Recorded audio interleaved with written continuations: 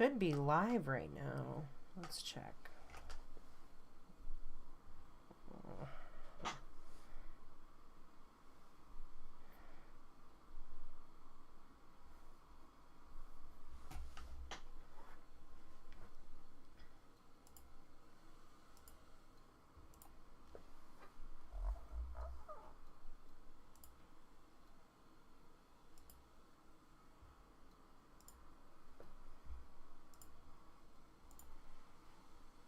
All right. Okay, we are live. Good.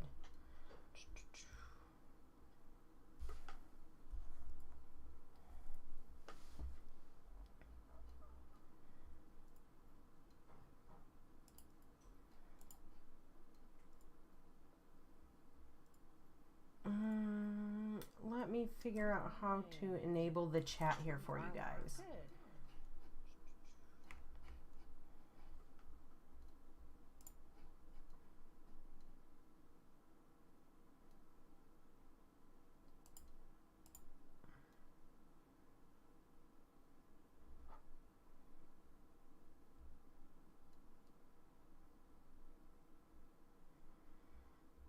If you're in the live stream, just give me a moment.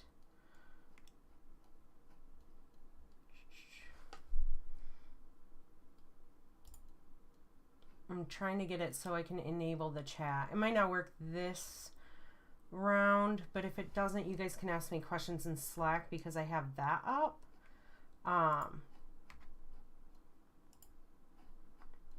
If you guys are all logged into it, let me see if I can figure out how.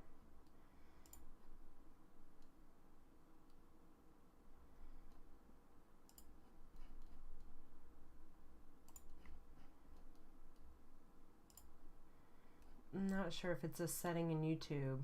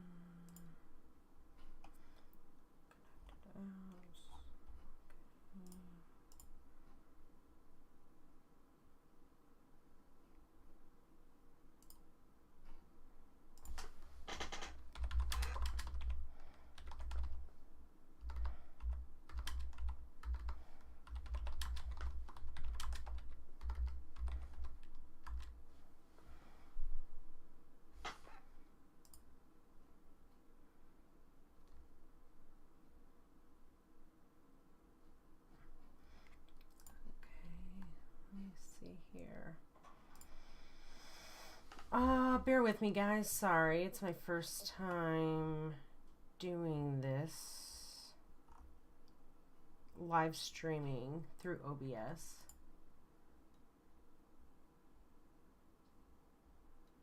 YouTube Studio.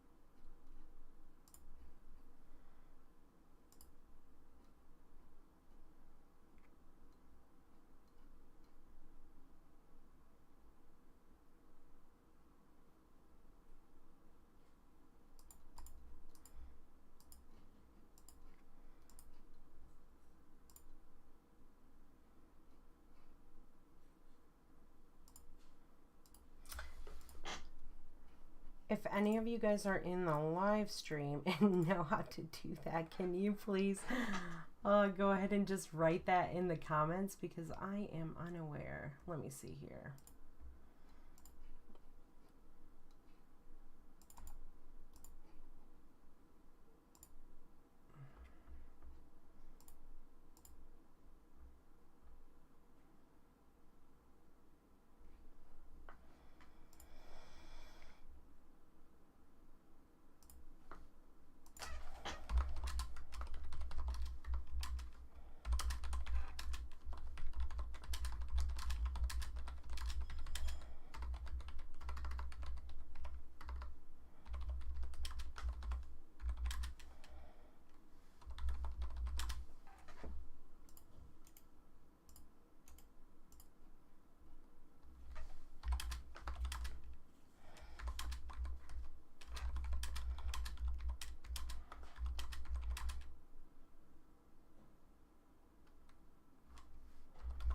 Okay, guys. Well, while I'm trying to figure that out, I'm going to just get started here.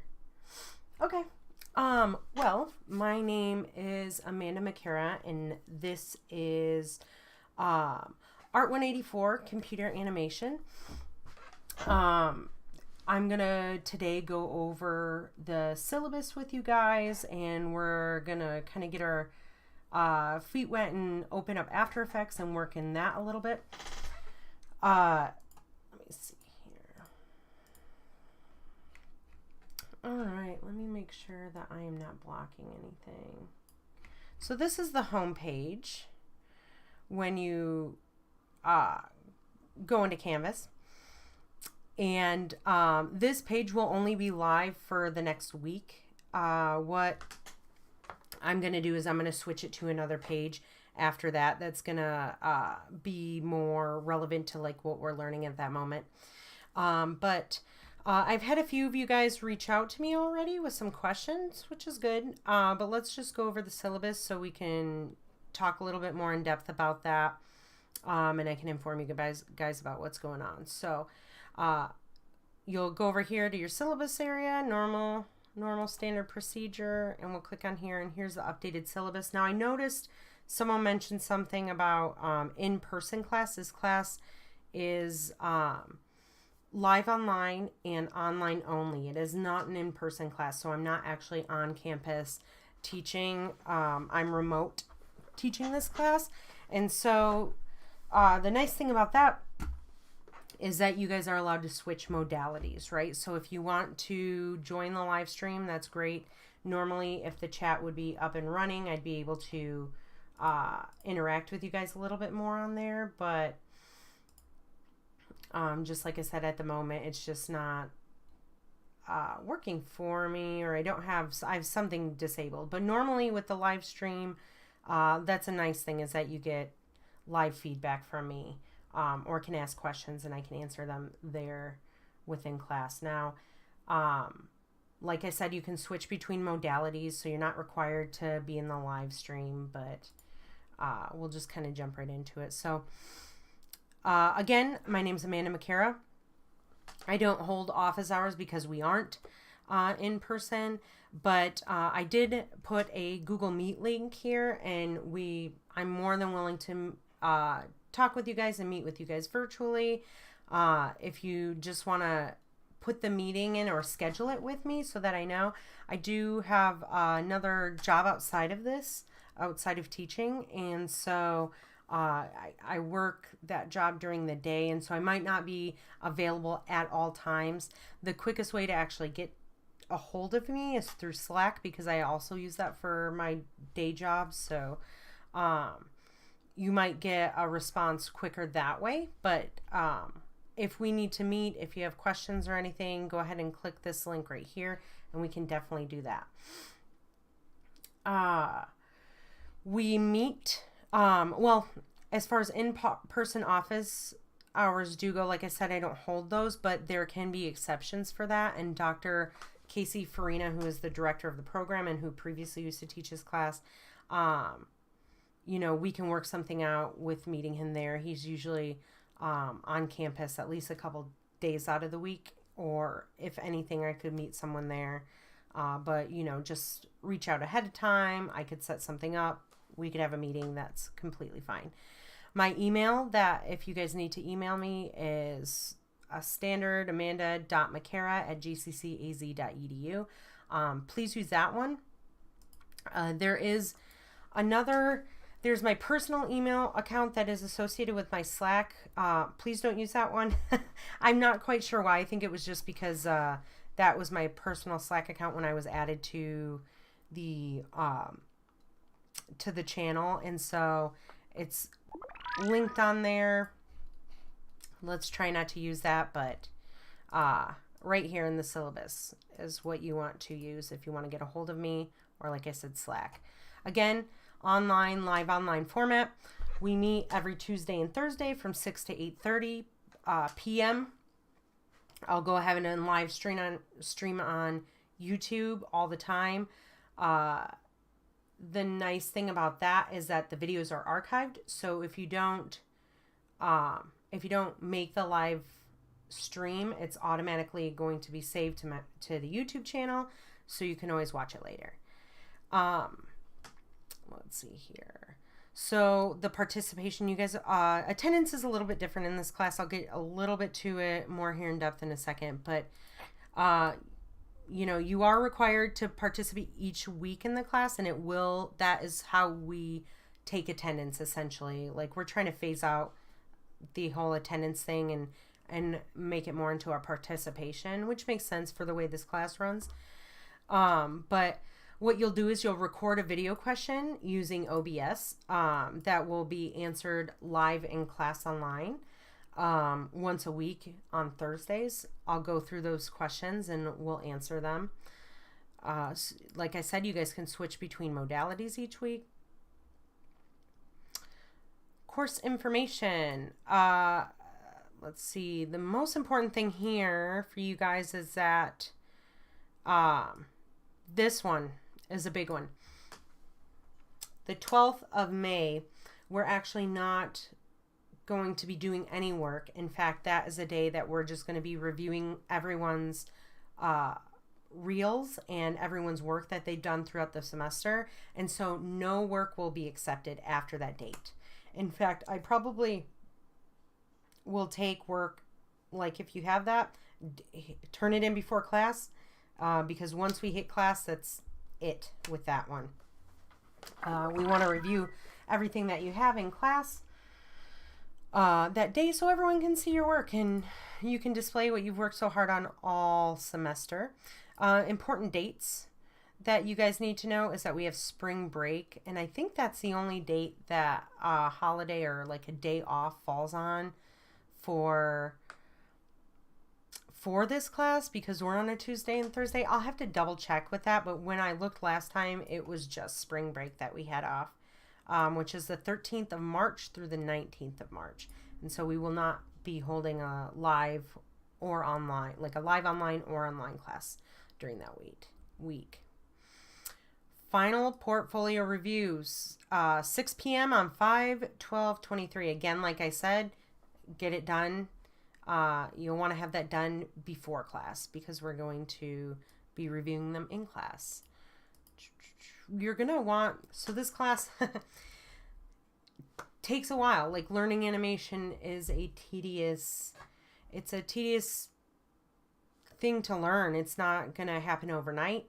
And you're going to learn a lot about how software works, and you're going to also learn a lot about how time management works within this class. A lot of time people think that they can put something off for a little while, but what you're going to see is that you're going to have issues. You're going to run into things that aren't going to go the way you planned, and so you really want to dedicate a decent amount of time to getting your work done in this class, because you don't want to fall behind. And I'm going to stress this multiple times throughout the semester. You don't want to fall behind. This class it has a lot of work in it, and the projects just, they build upon it themselves, so they get more dense and more in depth every week, and it's going to be harder to catch up if you fall behind. So I really recommend putting at least 10 to 20 hours aside a week for this course to work on your work, to familiarize yourself with these programs, because they're very heavy programs. They're not something that is something you're going to learn overnight. It takes a while, so I still learn things new all the time. There's no real final examination for this class. There's no quizzes. Everything works the way it would in the real world with this class. So what you're going to do is you're going to get an assignment, you're going to work on it, you're going to turn it in. We'll move on to the next one, and then at some point we're going to do a revision round. And so what I'll do is I'll go through and I'll tell you guys what needs to be changed on those specific projects, and you'll make those changes and then you'll show it again. And that's a lot what happens that's real life all the time. It's turning in, completing revisions, turning it in, completing revisions. And, hopefully it doesn't end up in a vicious cycle of revision rounds. You want to try and get things done when you can and promptly, and take time to do things right the as well as you can the first time, so you don't run into many issues. But you know, you guys are learning, so there's going to be a lot of different things you guys will have to change throughout the course, and that's okay. But the main part of it is getting these videos ready to go into a portfolio, so that when you guys graduate and go off to get a job, you have solid work that you can show your potential employers. So that's how this class works. Again, no real quizzes. The only quiz we do have is the syllabus acknowledgement quiz. In fact, let me just talk about that now, so I don't forget, because that is important. The syllabus acknowledgement quiz is super easy. It's either true or false or yes or no. I can't remember. But you have to have it done by Thursday. I really want them done by Thursday. I'll go through and email people probably tomorrow if you haven't had it done. Because what's happening is if it's not done by Friday, people get withdrawn from the course. It's what I have to do. I don't want to do that, but it's something I have to do. And then it's a pain to try and get you guys back in. So please, please, please just take the time to click a button and hit submit, and then we're all good. I know some of you have already done that. Thank you. I appreciate that. Less emailing for me. But yeah, I will touch base on that again a little bit further into the class, but let's move on. Course description. So let's talk a little bit about what you're going to be learning in the class. You're going to be using the computer and different types of software and stuff to create animated sequences, and you're going to learn to animate text, and we're going to do a little bit of 3D animation and some, we're going to learn about putting them all together and compositing things, and we're going to make some, cool little videos. It'll start off slow at first. We want to learn the basics and the fundamentals of animation, and then we're going to move into really just kind of, like I said, building on that and getting more in depth and getting more complex with what we're making. You're going to be learning about timing. We're going to be editing things together.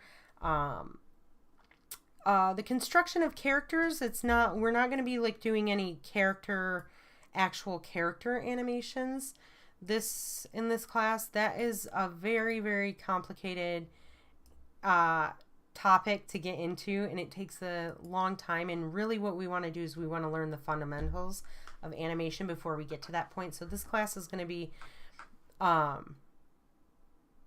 as, it's going to be fun. We're going to learn some really cool things to do. I will just say that. Course competencies, you guys can look over that kind of stuff. The textbooks, there's not a textbook for this class, but there is actually a textbook that I would recommend to this class, and it's called the Animator Survival Kit. And I believe, let me see here. I have a link actually saved up. Let me see if I can pull that up here.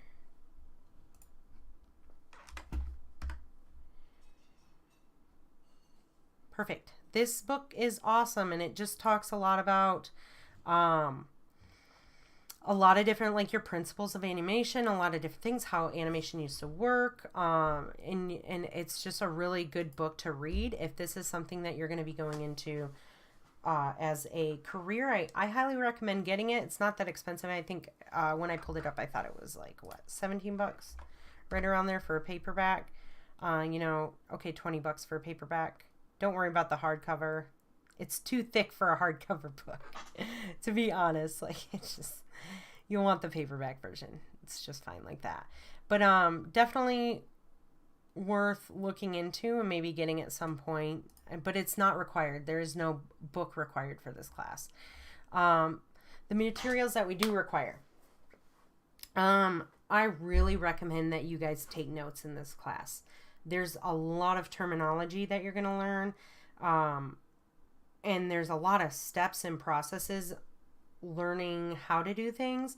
And so taking notes is really essential. If you have to rewatch a stream or a class, or you have to like pause it consistently, I understand. Like, taking notes is important in this class. You'll want to do it. It'll help you later on in your other classes as well, because all of this information is going to apply to your other classes. You can do a physical notebook. You can also take notes digitally. I don't care how you do it, but I definitely recommend that is something that you guys do during the class. Another thing that I want to recommend is an external hard drive. You don't have to spend a lot of money on these nowadays. It doesn't have to be a solid state drive or an SSD. Those tend to be more expensive. They have less moving parts.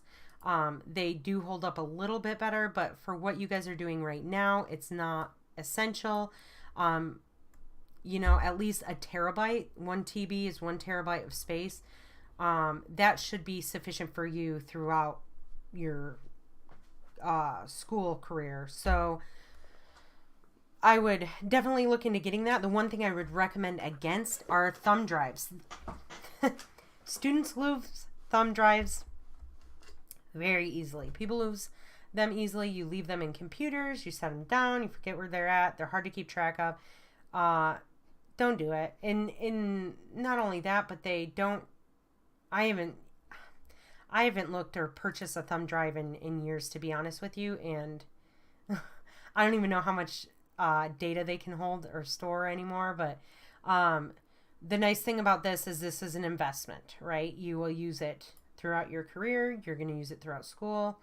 And then you can take your work with you, which is really nice. You will need a computer with a dedicated graphics card. We're going to talk a little bit more about that as well, because that's an important thing. I've already had some questions about that. So I will talk back on that here in just a little bit. Let me see here. But if you do not have a laptop with a dedicated graphics card, I really recommend using a loaner laptop from GCC. This is the form to fill out. You do not want to use an integrated graphics card. Usually you'll say Intel. They just aren't built to withstand the heavy duty lifting that these programs do. And you will have issues within the class, mostly with speed. And so I've had some questions about this already. If this is something that you're going to, I really recommend you purchase a computer if you can that, I really hope that you can purchase a computer that has an NVIDIA GPU card in it, without the integrated graphics card. If it's your career, you're going to consistently be updating your technology. It's just part of the game. And so it's a bullet you have to bite. It's not always fun. In my case, it is, because I like new tech. But if you happen to have a computer that has an integrated graphics card and you cannot rent one, or you cannot purchase a new one, you need to most likely dedicate more time outside of class to working, because like I said, it is going to be very slow. You're probably going to come up with a lot of issues that you're not anticipating, and they're probably things that I'm likely not going to be able to help you with. So that is a big one. If you're around at GCC, go to the HT1, the lab, the computer lab. Has computers that have all these programs on there. So absolutely go into there if you need to, or get those loaner laptops. GCC just recently got a bunch of laptops for specifically that work well with our programs. So I would get on that right away if you can, because we're going to just kind of hit the pavement going. So another thing that we're talking about next is participation, aka attendance requirements. Let me see. Like I was talking about earlier, we're kind of trying to phase out attendance in more work towards it being a participation.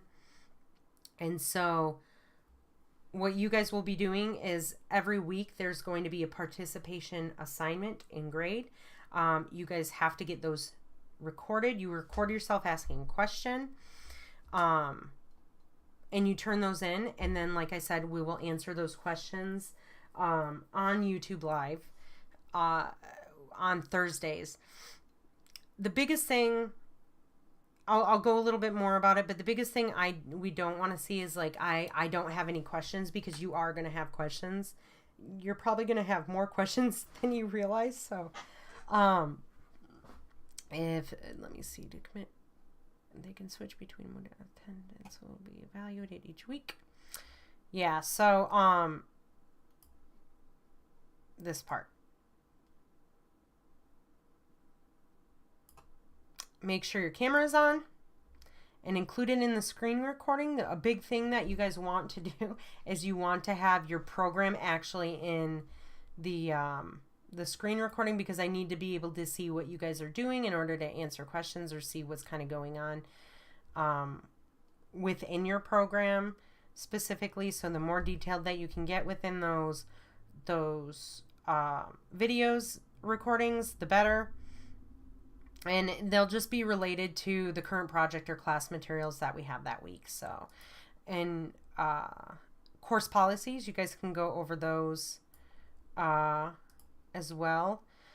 Failure, this is one, failure to turn in any work for 2 weeks without communication, you will be dropped from the course. Communication is massively important in this field, especially if you're working remotely. And if you don't communicate with your bosses, if you don't communicate with the higher ups, you know, you can get in trouble for that. And so, you know, I'm a lenient person. I experience life as well. I understand that people go through things and that people have difficulties. And so if something's going to happen, please just write me. Just send me a message and we can talk and we can try and figure something out. I mean, I really don't want to see something happening every week. I mean, at a certain point that gets to be like, but you guys, you know, everyone's adults. So communicate. Let me know if you're going to miss something or if you're having trouble with something. We'll figure it out. We'll work together, to come up with a solution. Also, if you have, need any extra assistance within class, you know, there's ways to get that as well. So, you know, we can address that more. I believe that is in here in the syllabus. If there is something in the syllabus, by the way, about meeting in person, just disregard it. I tried to go through the whole thing and update it this semester, so it didn't say anything about meeting in person. But if it does, just disregard that section or that, you know, sentence, whatever it says. Because everything will apply to being online. Help, if you need help at GCC, technology help, course, like kind of stuff, help desk, especially with like program type things. I know someone was having issues with Adobe earlier. That's something, you know, we try to have addressed with the help desk at GCC, and we might have to look further into it, but, you know, if you're experiencing issues, the quicker the better. You know, get on top of those issues right away so that you can get them solved and you can move on with your coursework. Online technologies. So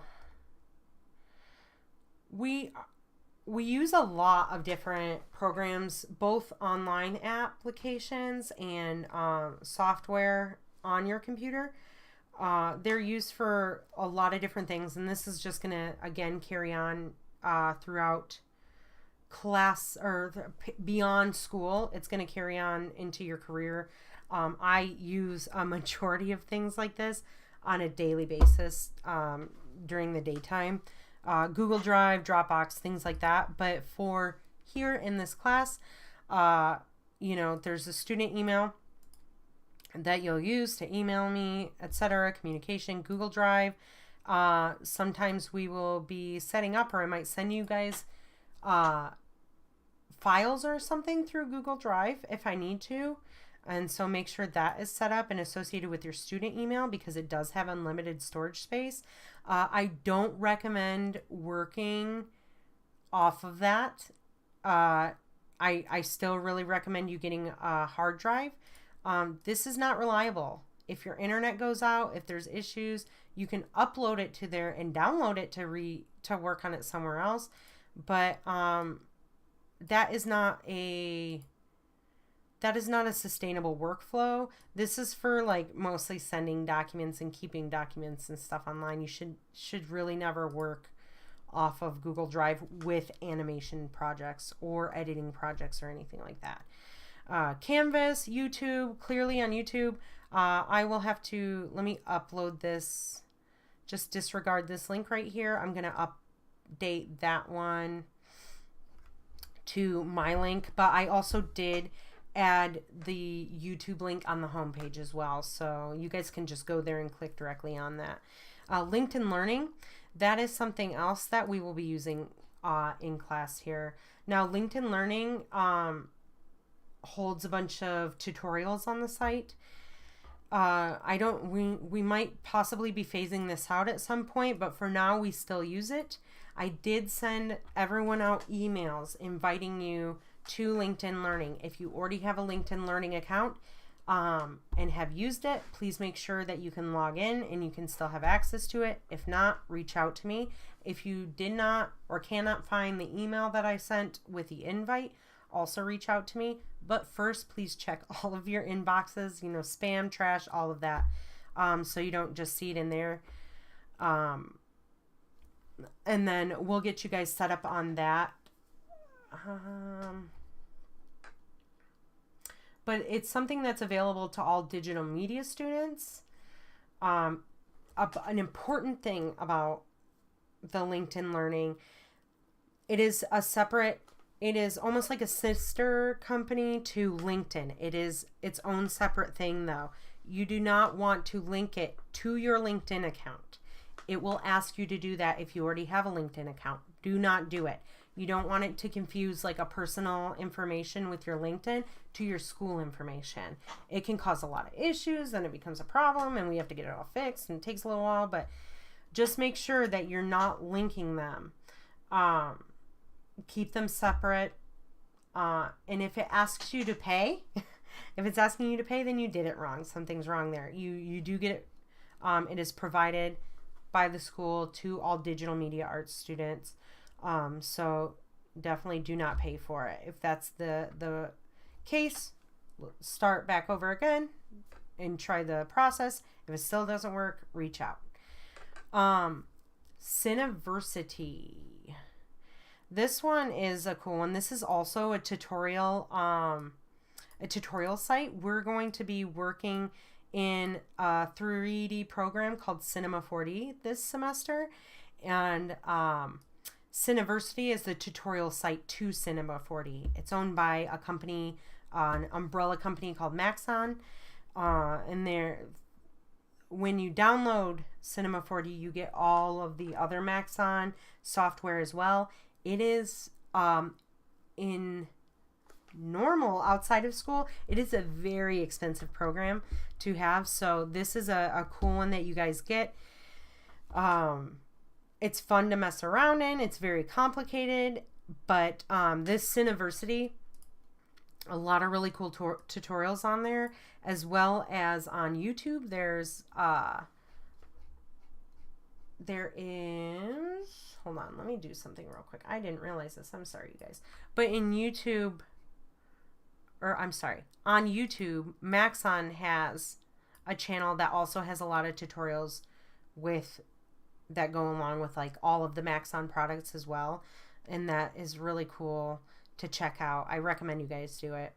Miro is kind of like a whiteboarding / like online kind of note-taking tool that you will be using. You can also use it for storyboarding. That's something else we'll talk a little bit about later in the semester. We don't really use GitHub as much. We might, but it's good to kind of familiarize yourself with it. And another thing I believe that is not on here that we will be using is Slack. Now, I mentioned it earlier. Slack is something that we're using throughout the entire digital media department. It's essentially like a messaging, or like it's similar to like Discord. It's like a chat program. When you sign up for Slack, for GCC Slack, you're going to want to add the art184_Farina channel. That is, I believe I have it on the first page. I'll have to check. In fact, it's actually down here in the syllabus. I just got a little bit ahead of myself, but Slack is an important one. We use it for communication. You're going to be sharing your projects in there. All questions go through Slack that you have regarding schoolwork and stuff. If it's a personal question, save it. You can send it to me directly.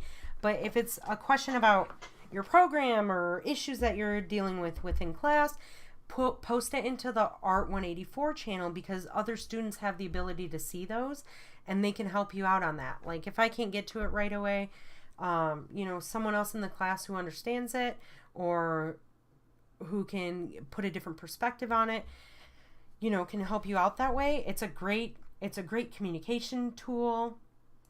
We're going to be compressing videos to put on their versions, but we'll talk more about that.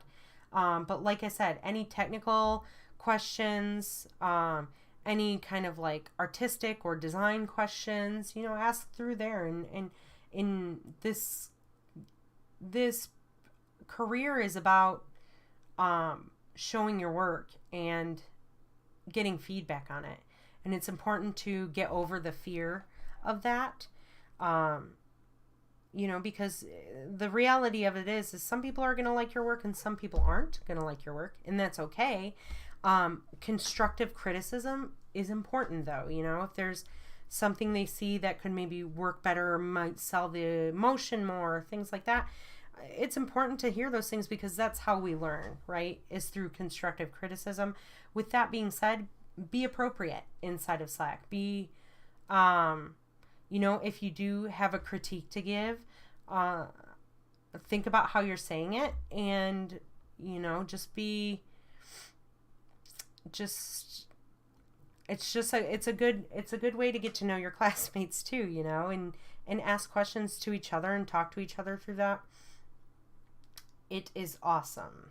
Also, another thing about it though that I'm just thinking about right now is there's the Slack lives on a desktop app, but it also can be a phone app, and it all syncs up to each other. So if you get a message on your desktop and you don't see it, you can see it on your phone. So you can be out and about and still get messages or feedback and stuff through there. Let me continue on to a couple things here. The software that we're going to be working in. So I've already talked a little bit about Cinema 4D from Maxon. It's a 3D design software that we're going to be not only designing things in, but also animating.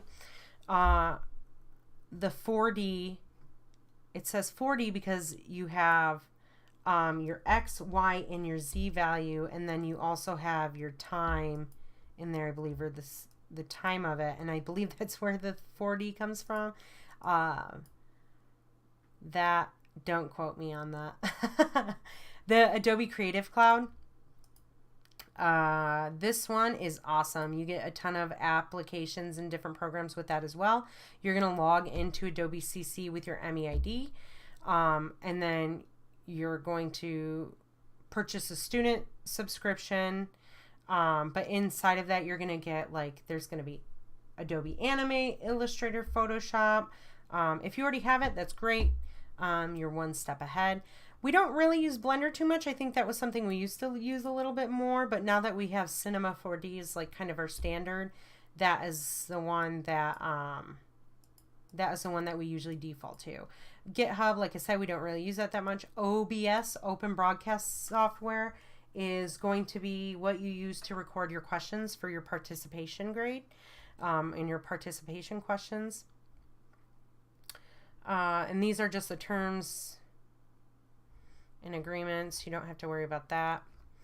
Grading, I suggest you guys look at that. Projects are 50% of the grade, and your final portfolio is 25% of the grade. That's big, and your participation is 25% of the grade. But with the participation, you know, there's lots of opportunities for that. So like if you miss one, it's not going to be detrimental to your grade. But I suggest not missing a bunch of them at a time. The big one is these final portfolios. I mean, that's a big chunk of the grade for your last day of class. So I definitely recommend you guys have that. Late work. This is kind of, it's different, right? So late work, in the real world, if you miss a deadline, there are consequences. I'm not going to sugarcoat it for you. It can lead to people losing their jobs if they don't meet their deadlines on time. In this class, you're learning a new software. It takes time. I will be lenient with it. But I definitely want to see people like submitting their work within like at least a week or so. Like I said, this is a very dense class. You're going to learn a lot of projects and they're going to take time to work on. It's not something that you can cram in an hour or two and get it done. It is something that you have to plan out and you have to work on and mess around with and, work around issues that you're going to have. So I definitely recommend not getting far behind with the late work. And like, if I don't hear from you guys, if you're not turning in work, I'm not hearing about anything. Like it said, I have the ability to drop you. I don't want to do that kind of stuff. So please don't force my hand. You guys can go ahead and read stuff on the plagiarism. You're going to be required to share projects with other students and with me in the class. It's going to involve posting things online. Let me see. The one thing that, there's a lot of things that people make that could potentially be controversial or something that we're not used to seeing. I just ask that people just stay appropriate for class and think of others before they post things. Etiquette online is important. Student rights, responsibilities, you guys can review those, and the classroom accommodations for students with disabilities as well. Please just reach out to me if you have questions or need assistance with that, and I'll be more than willing to help. Please read about, sexual harassment and domestic violence, and these are important to know. I'm sure you get them on all of your classes as well. Emergency situations, go through and review these things. These are common. The syllabus acknowledgement quiz on Canvas. Do it. Do it now. Just make sure it's done. And like I said, I'll reach out to people probably tomorrow if you guys don't have it done. And we want to get the ball rolling. So this is so easy. There's really no excuse. Just finish it, get it in, or else I have to drop you, and I don't want to do that. So, all right. We have reviewed the syllabus. Let me go back here and we can talk about a couple things on here. Forgive me, I have some notes. Let me just move me out of the way again.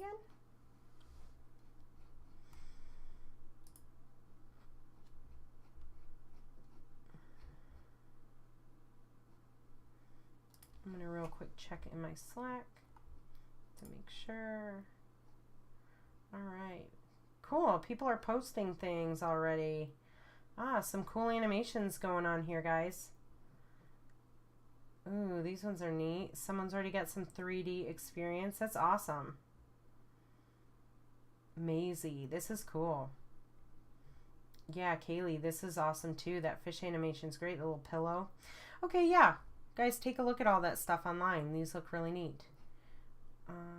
If you guys are on the live stream and have questions, go ahead and ask. If you need to. Just want to check my notes real quick. Okay. Computers. Let's talk about that a little bit. If your computer, first of all, click this link. Dr. Farina has been kind enough to create a video for everyone showing how you can find out what GPU is in your computer. GPU stands for Graphics Processing Unit. This is basically the brain of your graphics on your computer. Since we are working in a field of graphics, it's important that you have one that can withstand the programs that we're using.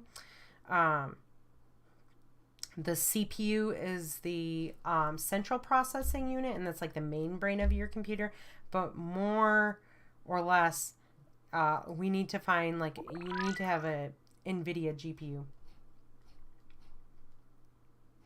All right, guys. I just found out that the live chat is like a setting on YouTube, so I'll have to change that for next class. So I apologize. Please just bear with me while I get the kinks ironed out. For this, like I said, it's my first online class to be teaching, so we'll get a smooth process here going soon. But back to the computers. If your computer has an Intel integrated GPU, you're going to have you're most likely going to have issues. The option number one is to check out a laptop from GCC for the semester. It's free. And option number two is to purchase one. Casey also usually makes work brain. He makes recommendations every semester, like every couple semesters, about what kind of computers that you can purchase that are good computers to work on. If you guys are going to build a PC, that's another option. You can always do that. That's great because you can upgrade parts in as you go, as you get, over the years you can upgrade things. But for now, some of these computers on here, these recommendations are good recommendations, and they'll work for you. And if not, if you don't want to buy one, go rent one from the from GCC. We talked about that.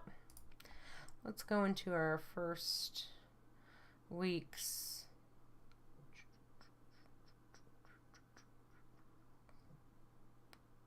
technology login challenge. Let's go there.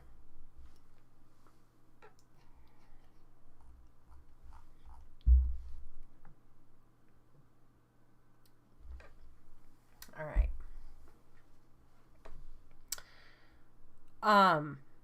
This is something I want you guys to do before next class. It is due by next class at the end of the night. But you guys are going to need to be working in these things right off the bat. So let's get it done. You guys should do this as soon as possible. I know some people have already started. You're going to go through and you're going to sign up for each one of these programs. These are just tutorials and ways to get through, and how to download them, how to get them on your computer. OBS, we've talked about that. We've spoken a lot about Slack already. LinkedIn Learning, we spoke about that. Again, do not link your LinkedIn with your LinkedIn Learning account. It will cause issues. The Creative Cloud, Adobe, go ahead and download these programs. These are ones that we will work in most likely. Maybe not Character Animator as much, but just download it anyways, and you guys can have fun, and you can use these in between classes and for your other classes. So I recommend getting into the Adobe suite and the software in that, because a lot of it translates from one to the other. There's a lot of sharing that happens between the programs. I mean, obviously it's under one umbrella corporation, so a lot of tools and just different design parts of the programs work together. We'll touch more on that later. Cinema 4D, this talks about how you guys have to sign up and get licensed for Cinema 4D. The one thing, it does cost, there's a small fee. It's $9.99. That is not much, considering that it is a very, very expensive program outside of school. So this gets you into Candyland. I would pay it. And you will need it. So so download all of these. Have these ready for class next week. Or I'm sorry, for class on Thursday. And make sure you read the deliverables of what you need to turn in. If anything, I would do the Slack part, the Slack section first. And, you know, start posting things in there. And then work on like the Cinema 4D, Creative Cloud, and the LinkedIn Learning. But this is like kind of your number one on your list to knock out if you do have to do it in sections. But, you know, you're going to take different screenshots of things, watch this video. It'll explain a little bit more on what you need to turn in. So a lot of these videos have been done by Casey Farina in the past, and so I've just linked to them. Why fix something that isn't broken?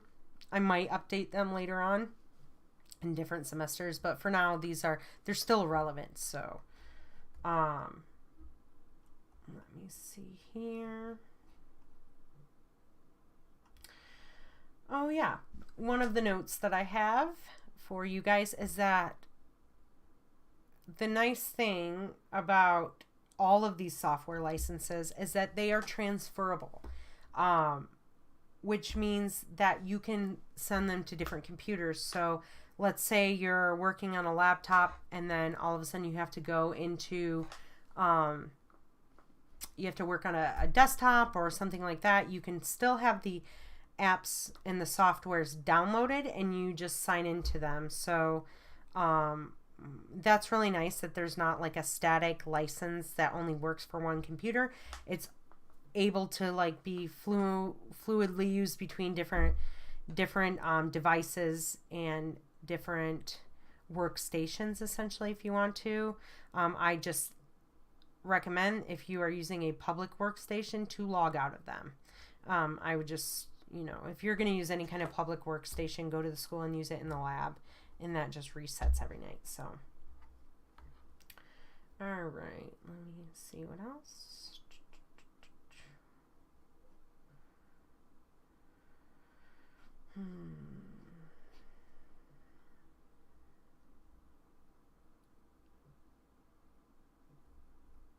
All right.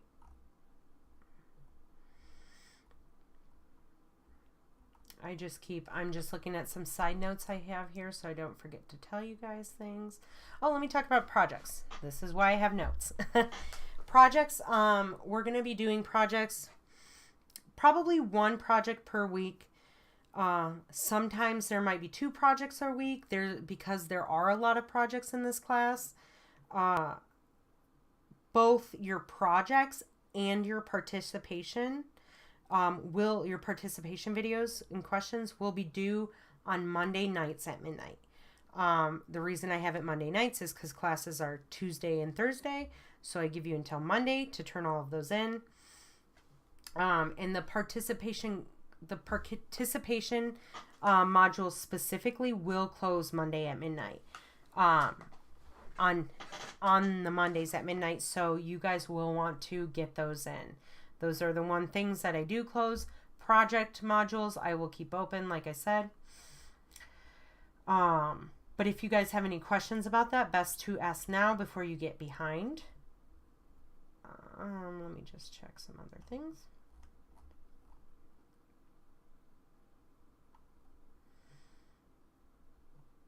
Okay, I think we pretty much covered all of the syllabus. And this your first assignment here, the technology logging challenge, again, syllabus quiz. Let me see here. Updated that. And you can look at this page as well. This one, don't worry about. I have to fix that one. Okay. So let me close this out, or let's get After Effects going. Let me set a few things up for you guys. And in the meantime, I can let you guys know a little bit about myself. Ah, Eric. Thank you. I had no idea that was a thing nowadays. And that makes sense. I appreciate you letting me know that, because I probably would have no idea, and that is actually something that I set within OBS. So thank you for answering that question for me. I'm not going to end the live stream right now because it would just be too much of a hassle for you guys to do that. But then next class, I will make sure that it is not marked for kids. And then, you know, we'll be able to continue that way. Again, I apologize, you guys, about that. Let me see here. Sorry, guys, I'm just getting set up. But like I said, I never really talked a little bit about myself. My favorite subject. I'm just kidding. I was born and raised in Michigan. I moved out here about 10 years ago, 11 years ago now, and it's not bad. It was definitely an adjustment to get used to, but let me see here.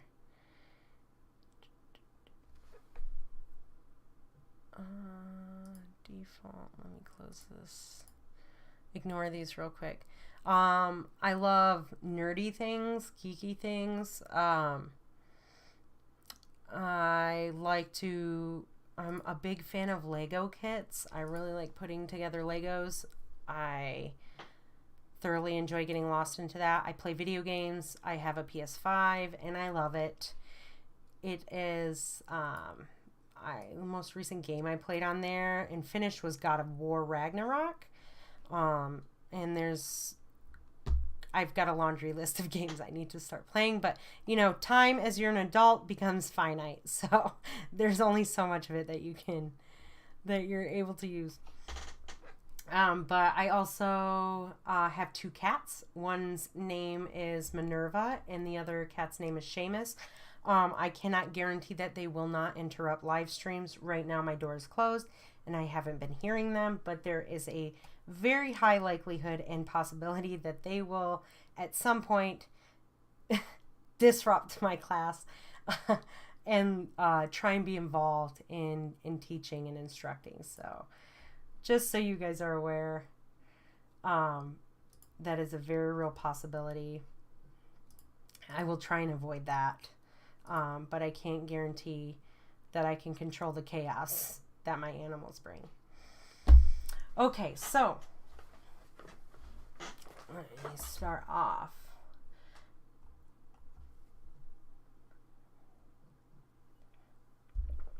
I have opened After Effects. This, like I said, is a very big it's a very the user interface right now is very detailed and there's a lot going on. I'm trying to close some things that you're not going to see. This should be the view that you guys see when you open the program. It's the default window. There are different workspaces up at the top that you can go to Window and Workspace and always check this way. But default is the one that you're going to work in the most. Normally I have a program that works on here where I can zoom in and I can write, but for some reason today it's been giving me issues when I was working on it earlier. And so I apologize for that, but that should be up and running next class as well. But After Effects is a pretty much the main program that we're going to be using. There are other programs that we will be using as well, but After Effects, everything kind of gets filtered through there. This is something that is called your workflow, where you're moving files. The workflow is when you're moving files between like one program to another. You're working in tandem with one and the other. I do this a lot in my current position. I work a lot in After Effects and Premiere at the same time, and I go back and forth and back and forth. The same thing also with Illustrator. A lot of the times, like if I'm illustrating something or there needs to be updates to it, I will update the Illustrator file and it will update inside of After Effects. We'll get more detailed on that, but those are things called your workflow. Adobe uses something called dynamic linking. It's okay. Sometimes it breaks, but you know, if we come into that issue, we'll touch base on it. But for now, this is something that you're going to use all the time. It's something that you'll get used to working in between different programs. Your computer's going to have a lot of things open at once. And so that's why it's also important to have a good computer that can handle all of that. You know, a lot of the things that you'll be working at a lot of files from the Adobe suite that you'll be bringing into After Effects are going to be things like Illustrator files, Photoshop files. Sometimes you'll bring in Adobe Audition. Sometimes it's rare that I actually do that. You'll bring in sometimes Animate files, Adobe Animate, into those. There's the file, there's something called file extensions, and it's it's the little like abbreviations that end that like your program files end in, like a JPEG or a PNG. All of the file extensions for like After Effects and Illustrator and Animate, they're all different. Let me go ahead and pull up. I think I had on the desktop. All right. Perfect. For example, a file extension for all After Effects files is going to be AEP. It'll be .aep, which stands for After Effects Project. For Illustrator, you're going to see a .ai after that file. The only one that's kind of weird and is not something that you might be able to recognize right away is going to be Adobe Animate. It used to be Adobe Flash, and so sometimes what you'll see is a .fla file or a .xfl file. We thankfully won't be we'll be saving like minor Flash files or Animate files, but that is not one that we don't do a lot of hand-drawn animations in this class. We work a lot with After Effects, which you know, does kind of the work for you in between. So, but we will touch base on hand-drawn animation. What do we do inside of After Effects, right? We animate inside of After Effects, and we composite things inside of After Effects. You can make some assets inside of here, but it's not really a great tactic to use. There are some limitations with drawing essentially inside of After Effects. It is better to draw in either Illustrator or Photoshop.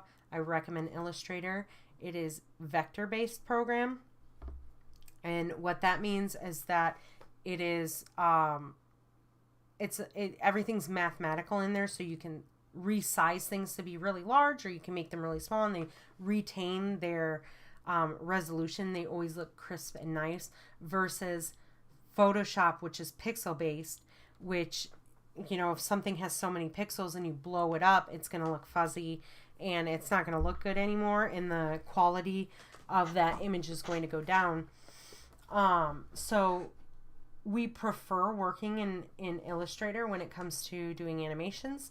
And if you're going to be working in Photoshop, we'll want to make sure you're working in the correct resolution right off the bat. But we'll get more into that if we actually do it. One of the things that I mentioned was compositing. What is compositing?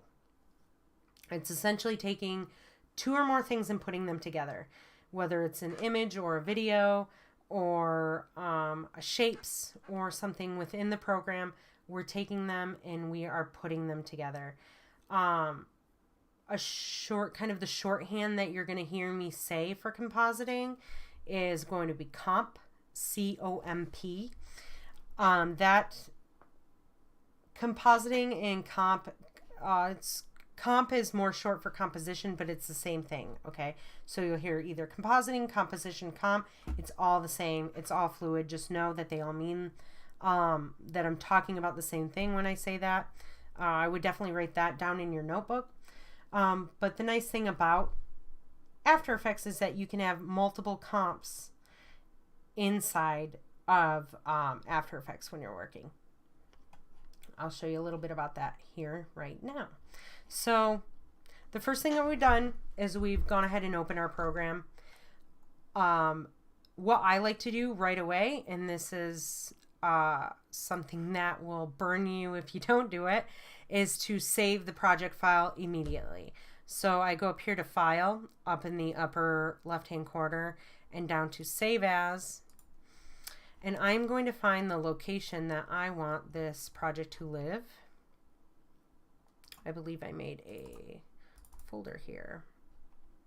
In fact, I'm going to create a new folder called Day 1. You don't have to do this specifically like this, but I do recommend watching the video I have on my YouTube about file structure. It will come in handy, and a big thing about this is projects get very complicated and big, and there's a lot going on with them, and they can easily kind of get out of hand. And so a good file structure and organization right off the bat is going to help you out. So we are going to save this file. We're going to save it as like test day 1. And notice that our file extension here is the .aep. That's an After Effects project, and that is going to save to my file. But right now it's automatically ready to go. So if my computer for some reason crashes, I still can easily pull that up. The next thing that we want to do is we want to create, we want to, let me see. Let me talk about the different parts of After Effects here. This is called your project panel. This is where you're going to import all of your assets, external assets, like your images or videos or image sequences. These will all be brought into here.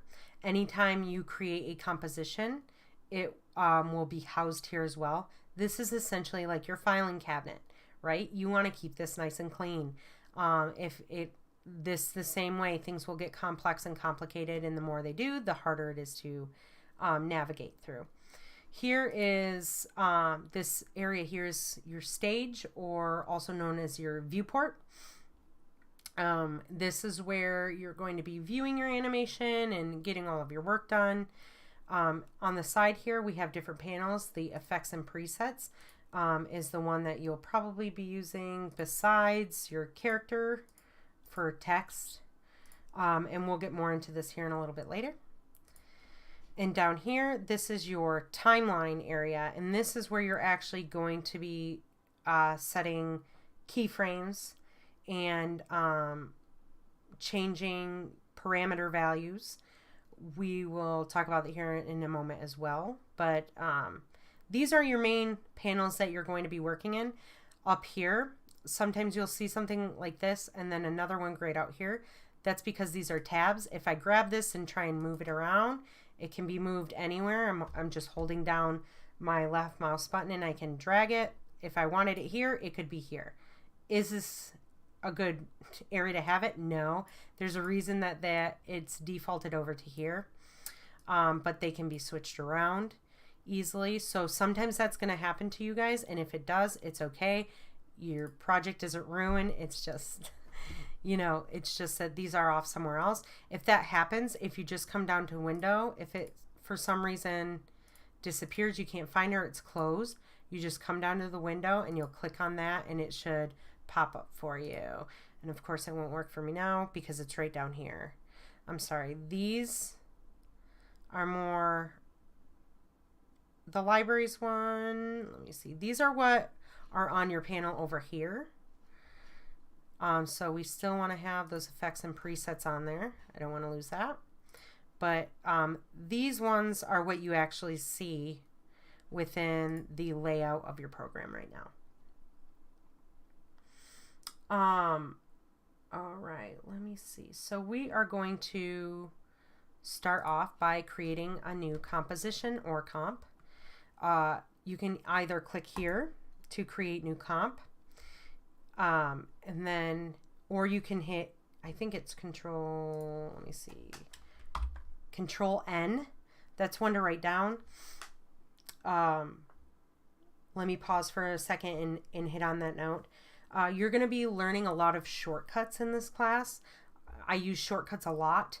They help your workflow to be a lot quicker, and it's a lot easier to just hit keyboard shortcuts throughout your workflow versus like having to go and find it and manually clicking on things. I will never tell you a shortcut that is not included within the program. I will never show you things that aren't included within the program. So all of these shortcuts that I tell you and all of the things that we work with are going to be things that you have access to. So you can, like I said, click on that. You can click here on new composition, or you can hit control, or I believe it's on a Mac, I can't remember, but control N will go ahead and open that for you. The first thing we like to do is name our composition. I'm going to name this one main test, because this is the main composition that we're going to be working in. I don't want you guys to, at this moment, worry about any of this stuff down here. We'll touch on this here in just a little bit. I am updating it, but just don't, it's not something for you guys to worry about just at this moment. The first thing you'll notice is that up here in your project panel, where I told you all of the, like your filing cabinet is, we have the composition right there. It also happened to open down here. If I were to have closed this, there would be nothing in that area, but if you double click on these, it basically opens that folder, and it will appear on the screen, whatever is inside of that composition, and it will also appear down here on your timeline. All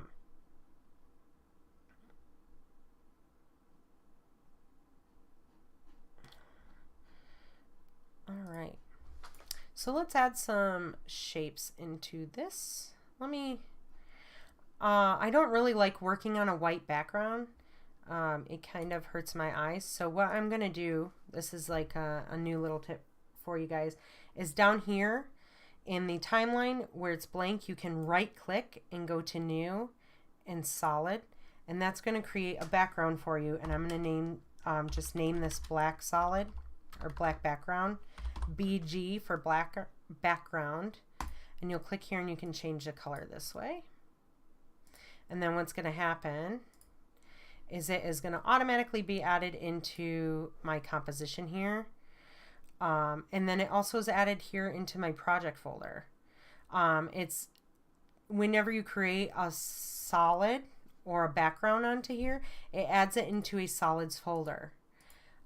So in case you're wondering where it is, if you just unfurl this little folder, they always live there. It's an automatic thing that happens within the program.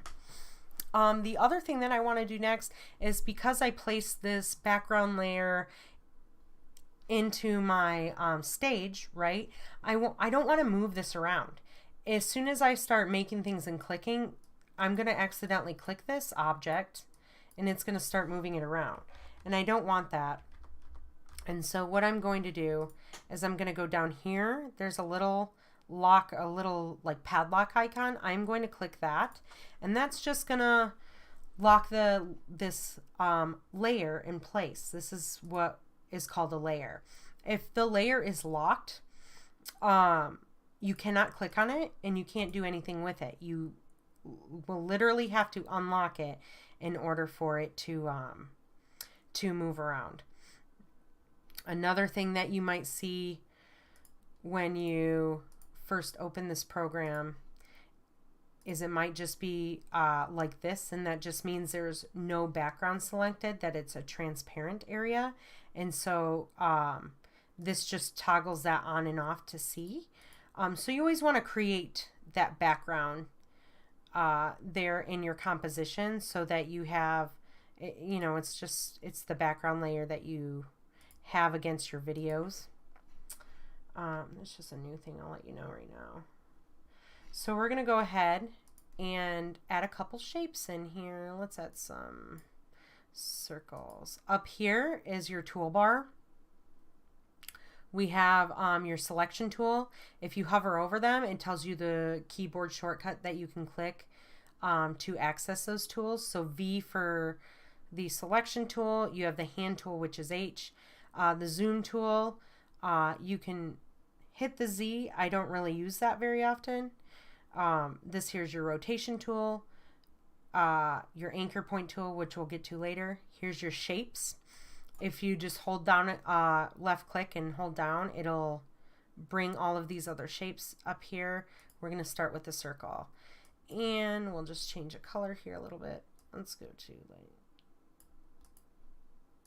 something like that. We can add, we're going to add a stroke onto here as well. Orange, just so we can see the shapes a little bit better. And I will increase the stroke a little bit.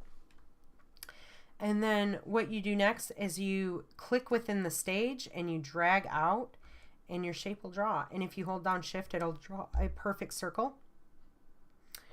And the first thing we want to do when we add a shape layer or anything into our stage is we're going to want to rename them, right? Because keeping things organized is really important when it comes to just this in general. So you can either click on the layer, and I guess the double clicking doesn't work, but if you hit enter on your keyboard, it will allow you to rename and edit it. So we'll just name this like circle 1, or let's name it circle green and get a little bit more specific there because we're going to be adding other stuff to it. All right, let me see here. Okay. I'm going to go ahead and I am going to add another circle in. Add something different colored.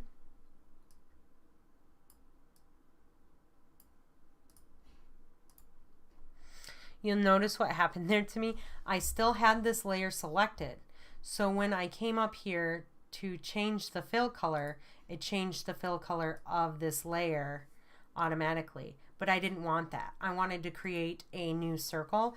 And so if that ever happens, if you're trying to do something and you're noticing it's not creating a new layer, you want to make sure that you're clicked off of whatever layer that you are selected on. And then go ahead and proceed with whatever you're doing. It happens. Let's just add a purple one.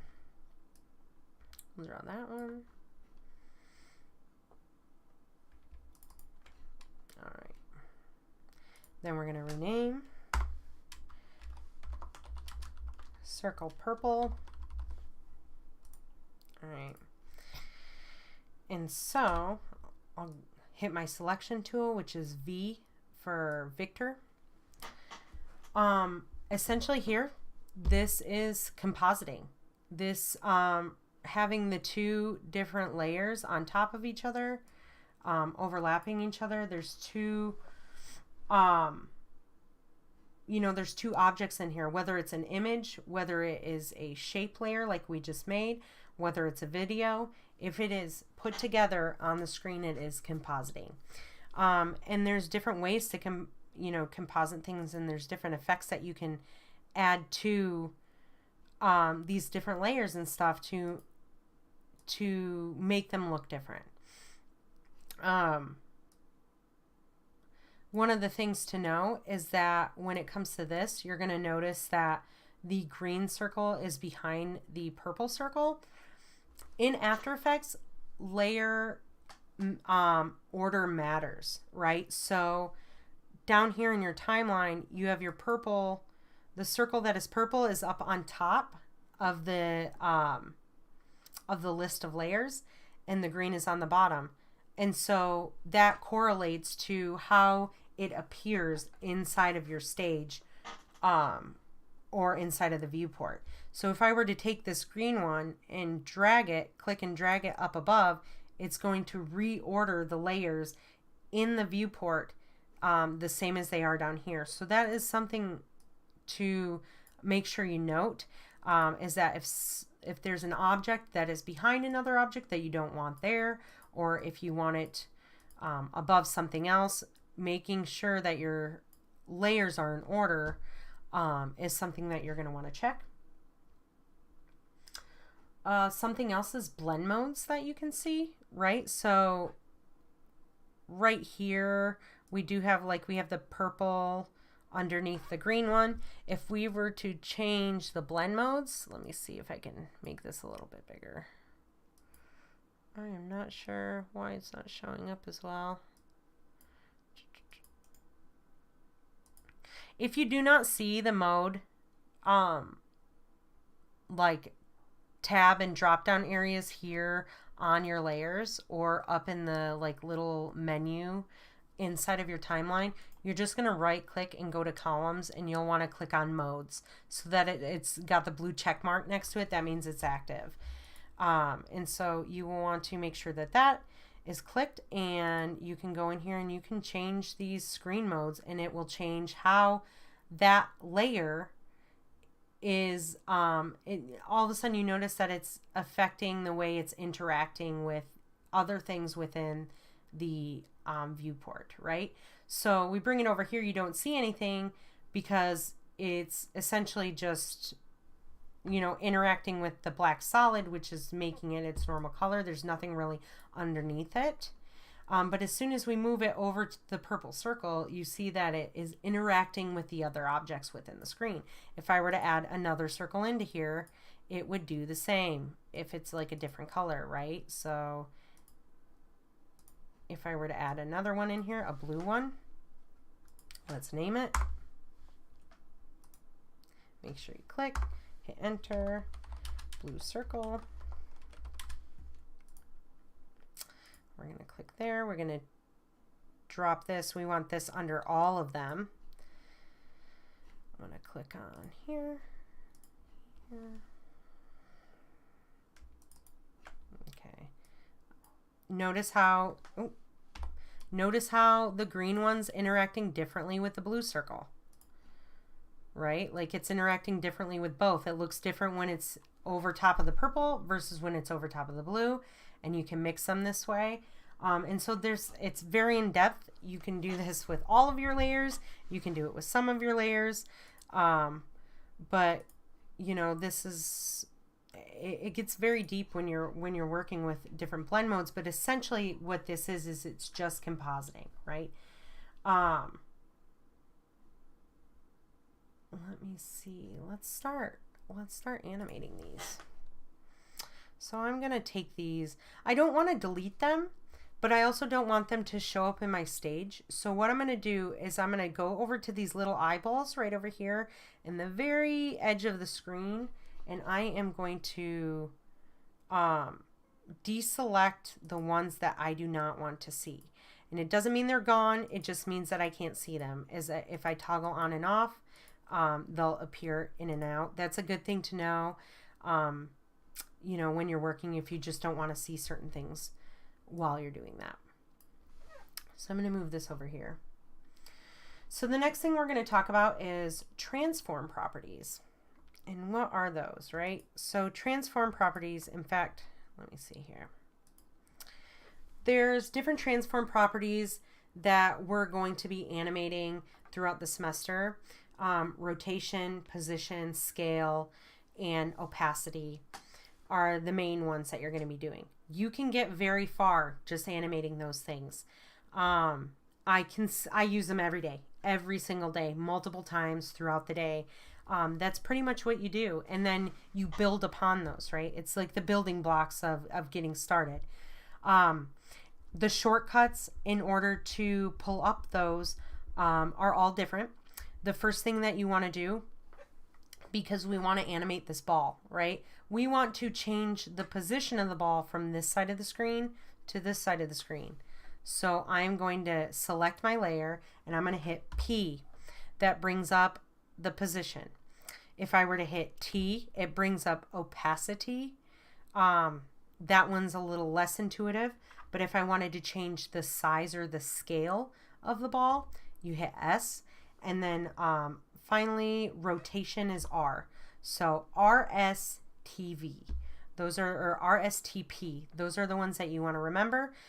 Those are the ones that we're going to use often. If you hold down Shift and you hit like, let's say I wanted to both animate a rotation and a position, I'll hit P first and then hold Shift and hit R, and it'll bring that up as well.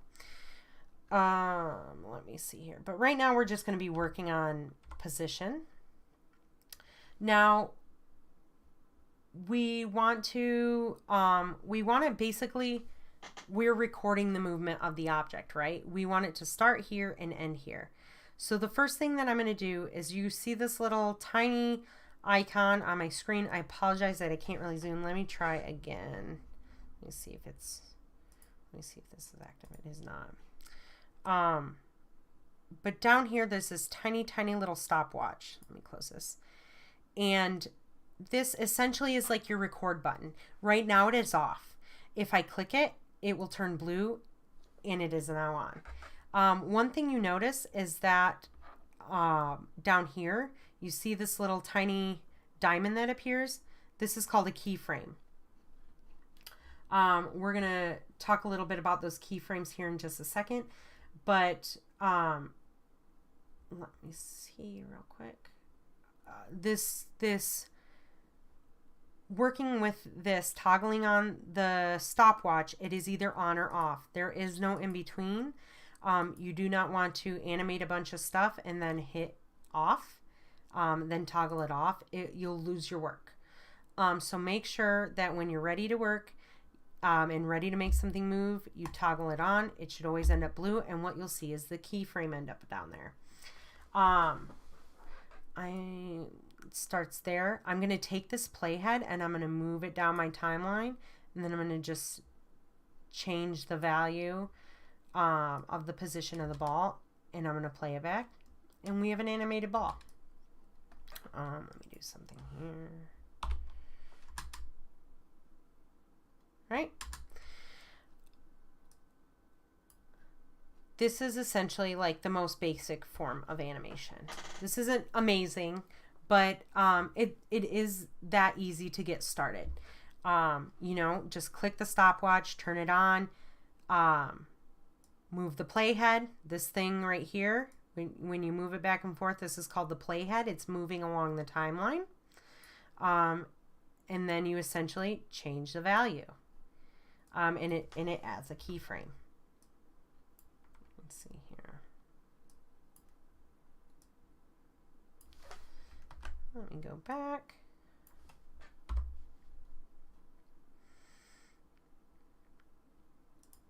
I know we are on limited time, so I want to get as far as I can. I'm probably going to do 1 second, so it's not so bad. And then I will move it over here. Now, a lot of what you're hearing me say is like timeline, moving the playhead down the timeline and adding keyframes. Time. Everything about animation is based in time and in timing. the timeline here, it shows which measurement of time that we're working in. You see here is 0 to 1. This is 1 second. Then we have 2 seconds, 3 seconds, 4 seconds, 5 seconds.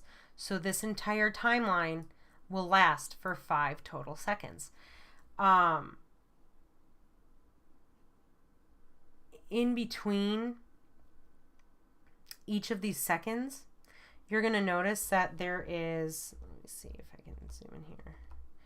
There are numbers with F's after them. Like, what is that F, right? The F stands for frames. Frame is essentially the smallest measurement of time inside of animation.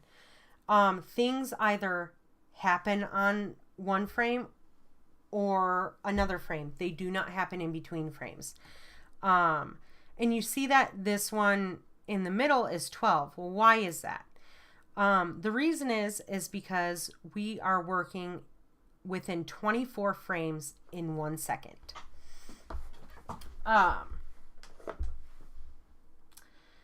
We can zoom in a little bit more. If we take this little, there's like a little sliding bar where there's mountains, like a little mountain range and then a larger mountain range. If you slide this way, it will zoom all the way in. You can notice that now it counts each one of those frames out. So here's the 1 second mark. If I move the playhead here, here's 1 second. You can count each and every single frame within that 1 second. And essentially what it's doing is just drawing the image over and over and over again and slowly moving it across in time and creating an image for each one of those frames, which when you play it back becomes an animation. You can also zoom in and out on the timeline using like your plus and minus button. Zooming in, pushing the plus button will push you further into those micro time measurements.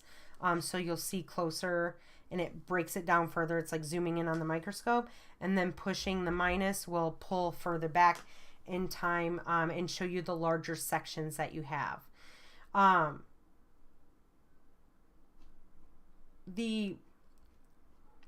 We'll get back to like the frame, the amount of frames. That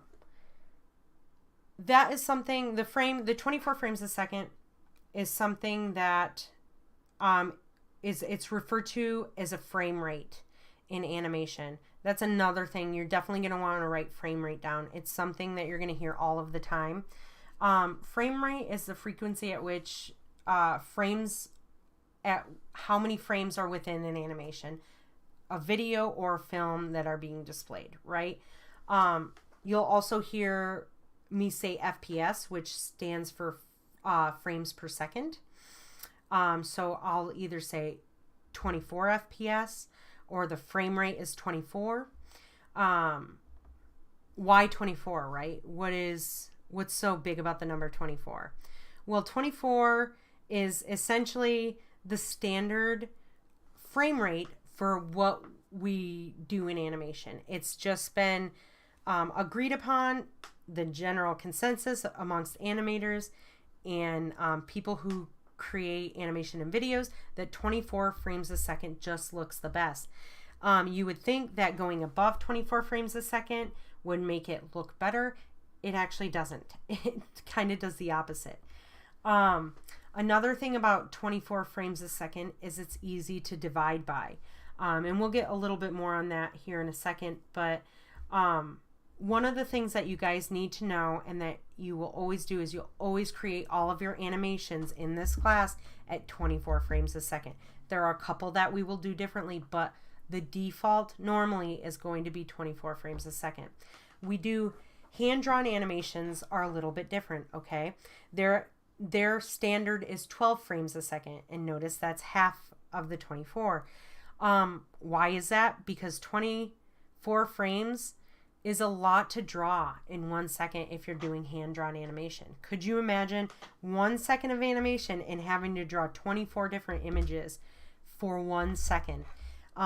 Films would just take an immense amount of time. They already do, hand-drawn animated films already do take a lot of time, but having to draw double the amount of images is just not, it's not realistic, right? It takes a really long time, especially when you're trying to get work done. So standard for hand-drawn has always been 12 frames a second.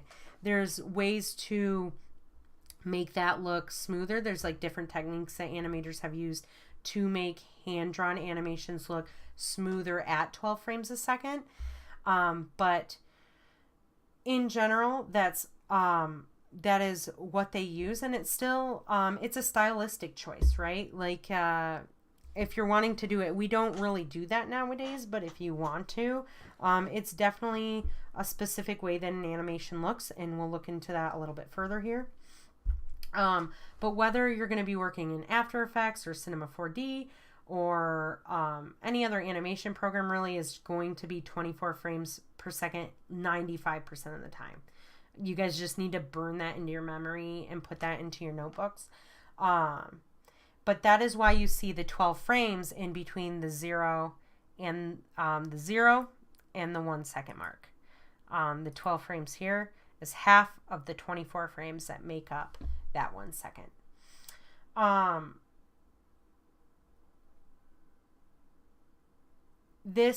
Something important to know about the timeline is that if you do change your frames per second, or your frame rate, it will change the way this looks. So for example, I will bring up I'm going to bring up the composition settings that I have for this comp. And here it says 24. If I were to change this to 12, all of a sudden you see that half of the 12 is 6. And it will look a little different. You notice that it's a little bit of almost like a chunkier animation, right? It's half the amount of images within 1 second. But you notice, like, the biggest thing here is, right, the timeline is different. Let me just go back here and move back to what it needs to be.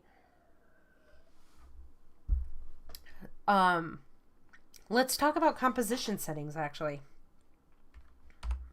I brought up the composition settings here by hitting Control K.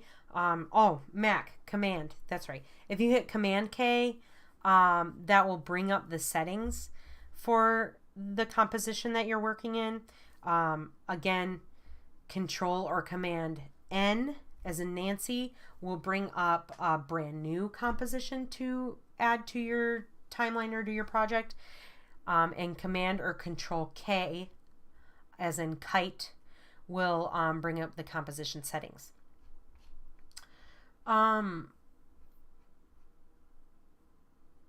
You see the frame rate that we're talking about right now is right here.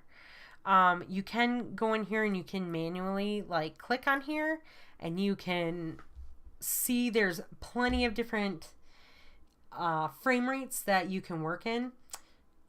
You don't want to mess around in these too much. Some 30 FPS is something that you see a lot in older television programs. You don't really see it nowadays. A lot of movies and stuff, just standard for movies and film, are done in 24 frames a second. You don't have to worry about anything in between. These are kind of the ones with decimals. These are more meant for camera settings, specific camera settings, and so you definitely don't want to start animating within there. I would just always come in here, and After Effects usually defaults to what your last setting was, but I would just hit 20, go in there and type in 24 frames a second. Let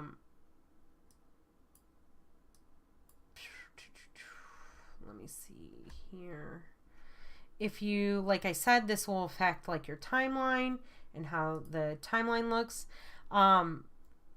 Start codes and duration, right? The start code is where you want your animation to start, and we always want it to be 0. You will never ever touch this, no matter what. Like, I never actually change this setting right here. But, you know, all these zeros, like, what does it actually stand for? It's a measurement in time. The first zero here, this is your hours. You have your minutes here. You have your seconds here. And then these are actually your frames. And so if you were to look at this, normally I would ask you guys like how many. You can see it's 5 seconds long. If I were to add a 1 right here and hit OK, check this timeline out if I zoom out. It is going to be so big. Now we're in minutes at this point because I changed it to an hour and 5 seconds long, which is a very weird time frame, and you'll never make anything that long. Not now, not in class, and not in school, but that is just kind of, you know, if you see this, you're just going to automatically know that something's up and that you have to update something. I'm going to go and change it back. If I were to put a 1 here, that's 10 minutes, 5 seconds. And then all of a sudden, you see, you know, it goes all the way here to 10 minutes and a few seconds. You can also see this right over here. This is also displays, these are called time codes. Let me tell you guys what it's actually called here, but it is your time code, and it will display the same number there as well. But this one is a live feedback of where your playhead is. So if I were to bring my playhead over to here, I am now at 5 minutes, 0 seconds, and on the 23rd frame. And you can see that I'm on the 23rd frame. If I zoom in really microscopically on that time measurement, and right there. And so if I click right here, all of a sudden that frame number changes. So the frames will never go, like if you're working in 24 frames a second, it's never going to go up to that actual 24. When you click on the 24th frame, it's going to change to the next second. You know, and that would apply if you're also working in 12 frames a second. It's going to, the micro time is going to stop at 11F, and then it's going to go to the next second. It'll never increase above whatever your FPS is over in these frames, part of the time code. Let me update this. Another thing that you notice is it got really short here, and that is because the layer, when I initially made it, was only at 5 seconds. And so if I would need to extend that, I would just click and drag. You see these tiny little double-sided arrows. You just click that and drag. There's more shortcuts with that. We'll get into it a little bit later, but let me just turn this back to 5 seconds instead of 10 minutes. Generally, all of the animations that you are going to do are going to be within like 5 to 10 seconds. And then what we will do, you create those animations within the composition, and then you end up stacking compositions. So you composite your compositions. And it's just a bunch of essentially nesting that happens within animation. It's always important to know which frame rate you're working at. Let's open these, the settings back up. The duration here, like I said, you'll put in like, just always default to about 5 seconds. That should be standard. I'll let you know if you need to change that. Another thing that you guys see here is up at the top, we have width and height. 1920 by 1080. What does that mean? That is standard high definition. A lot of you might have heard of that already. We will always be working in a standard high definition setting. We won't really go underneath that. What does the PX stand for? It stands for pixels, right? We're working in a pixel-based program here. It can also bring in vector images. In fact, your layers are vector-based, but the measurement of your actual stage is going to be in pixels. What do these numbers mean, right? Like, where do they come from? How do you measure it? we'll get to that in just a second. I'm just going to finish up here inside of the composition settings, but it's always going to be 1920 on the width by 1080 on the height, unless I say otherwise. Don't ever change the pixel aspect ratio. This always should be square pixels, unless you're using like something from a camera that specifically is supposed to use other ones. We always work in square pixels, so make sure that is never changed. You'll never really touch that one either. And don't worry about these tabs at the moment. Those will be for something like that'll be for further down the road. This is also called an aspect ratio, which we will also get into in the next class or two. But you can always click lock this aspect ratio, and it'll make sure that no matter if you change this, it's always locked to the same one. But always 1920 by 1080. So let's get back to timing in the timeline. We created a ball that animates from one side of our stage to the other, right? If I take, this is called scrubbing, when you take the playhead and you move it back and forth with your mouse. I'm scrubbing through the animation. And if I hit my space bar, it'll play it. It stops after the 1 second because I no longer have any more keyframes set. One of the things is that it will animate from the center of your object, because that is where where the anchor point is. What is the anchor point? It's essentially the point of the object or the layer on which whatever animations you set will work from. So if my anchor point were off here for some reason, my animation would work from where that anchor point was. If it was from down here, it would work from the animation would move from that, move the object from that area. These we'll get into a little bit more in depth as well. This is just like a quick opening idea to what After Effects is.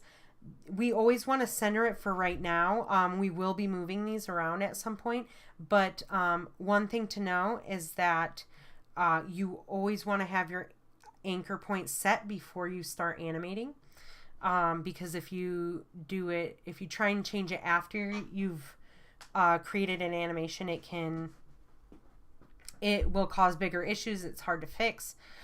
And so we just always recommend that you always keep it, you always set it right away. That's like the first thing you're going to want to do. If you hit Y, that will bring up your anchor point tool. It's also called the pan behind tool. And if I were to click on this anchor point, I can move it around. And just to show you an example of how it works around the anchor point, if I were to rotate this now, it will rotate around that anchor point specifically.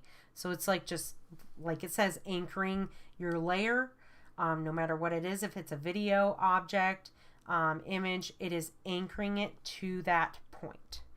Let me just reset that here. And so when you create your shape, it might go off to the side.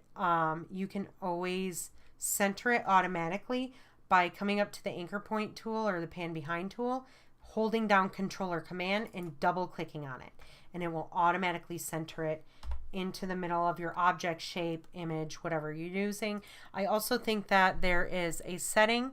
If you come up here to Edit and down to Preferences and over here to General, you can click on that and it will bring up the settings. This is very detailed, so don't go playing around in it. But there is a little checkbox here that says Center Anchor Point in New Shape Layers. If you click that and hit OK to confirm, then every time you draw a new shape, it will center that anchor point automatically. So if I hold down V now, it's automatically going to be, oh, again, I made a mistake right here. Something to look at. I had this layer selected and I drew this shape, and so it drew it on this layer. Just make sure that when you're creating a new shape or image that you unclick off of that layer that's selected, and then you go to create it. But let me just show right here. Notice how it went from there to there. It's centered automatically. You can turn that setting on or off as you like. You can also just get used to holding the controller command and double clicking on there. But just for now, keep it centered.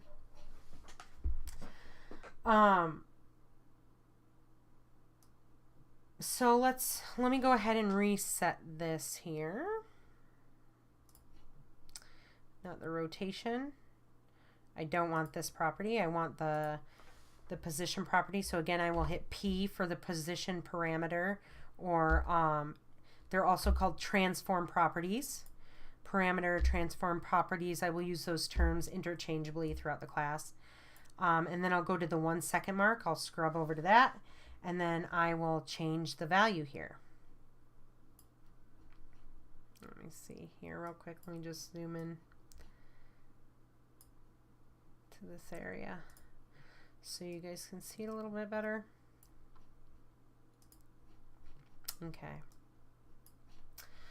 Now we're going to get into keyframes, right? Timing, keyframes. What are these little guys?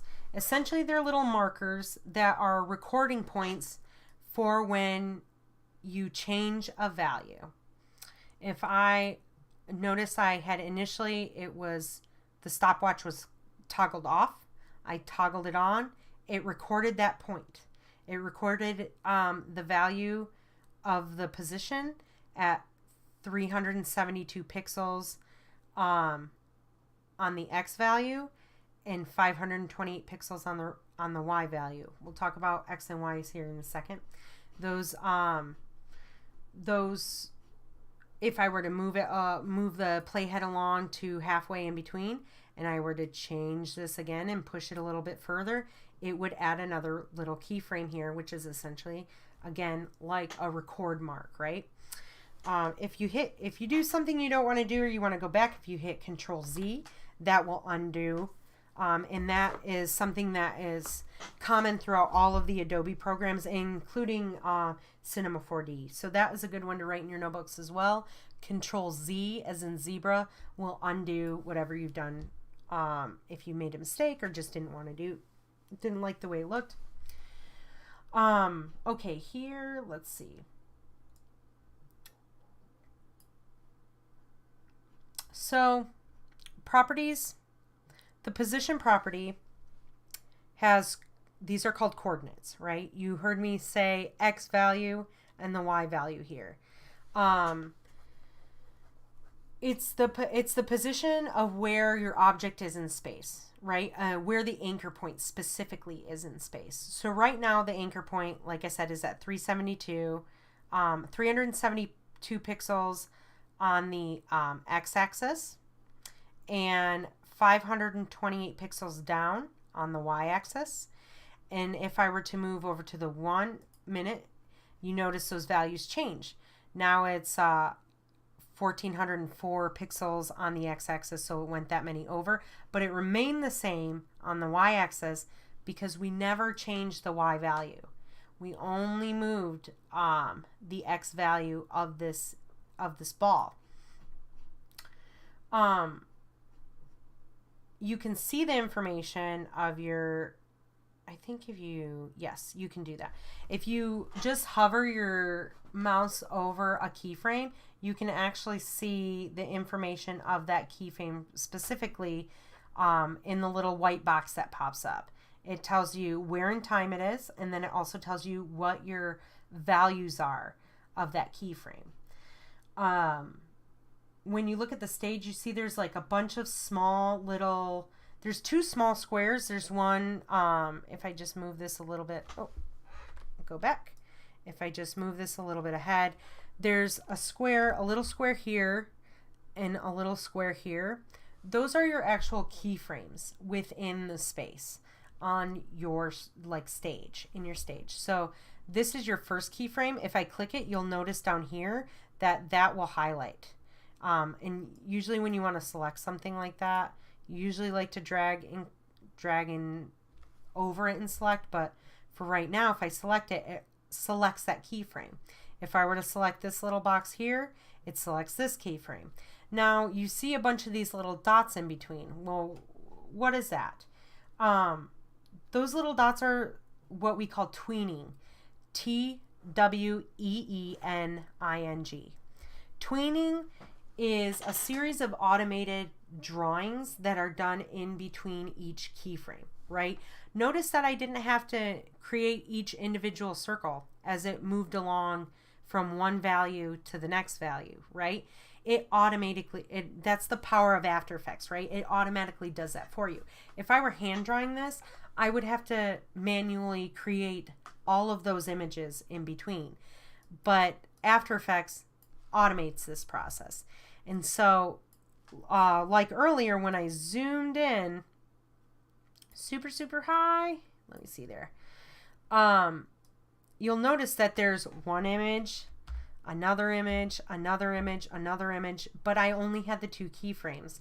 I didn't have to do all that work in between. It did it all for me. That's really powerful. It's a powerful thing. You cannot you cannot animate in between those frames, like I said earlier.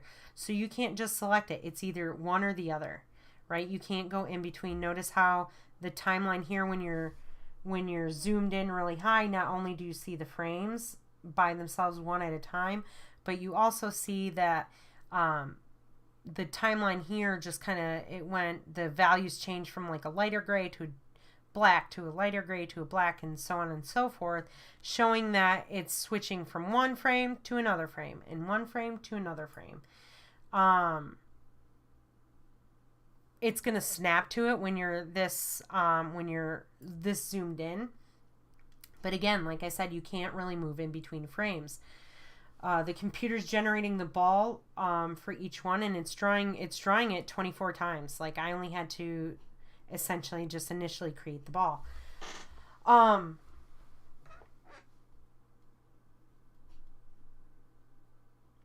me see real quick. Let me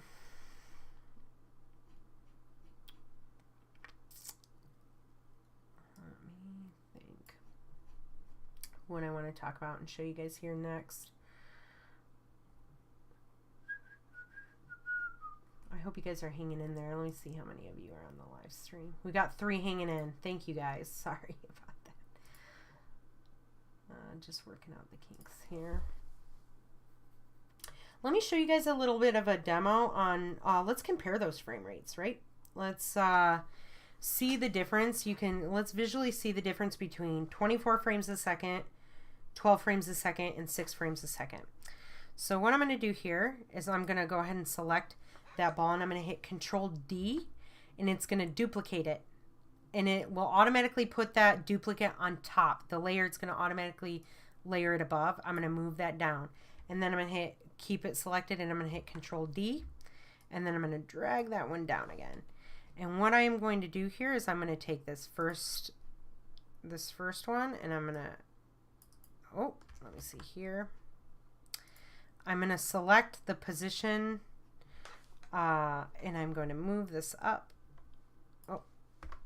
Oh, that's a good thing to notice. That my little sausages slipped and hit the caps lock button. If you do that, it will hide your it causes an issue. I don't know why it does this, but it will give you a nice little red bar down there that says warning, your caps lock is on and you can't see. Just turn that off, and that will fix that issue.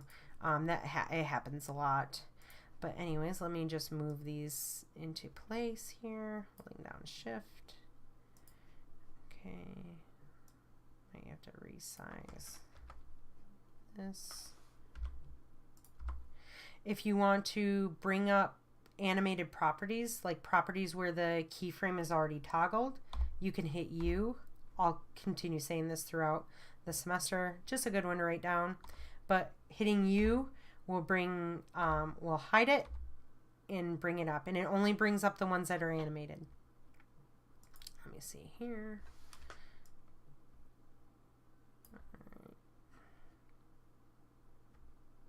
If you hold down Shift and select multiple layers, you can hit a shortcut for a transform property and it'll show for all of them.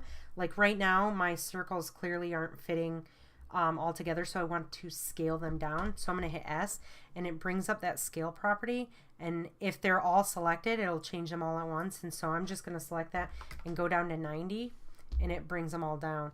And then I will just hit U and it brings up that position, those position parameters again.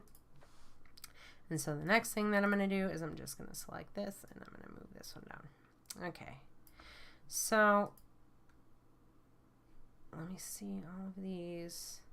372, 896. Okay, we want this to be at the same X position in space as the rest of them. So I'm just going to go in there and I'm going to manually type in 372 and I'll just move it over slightly. And then they should all end in the same spot. So I will again select that and I'm going to hit 1404. Generally, I like them to be all even numbers if it were my OCD working here, but just for the sake of class and the time right now, I'll just keep them all the same. I'm sorry, I just zoomed in and out there. So the next thing I'm going to do is I'm going to, these are all playing at 24 frames a second. If I play them all at once, they all start and they end at the same time. They all move at the same speed.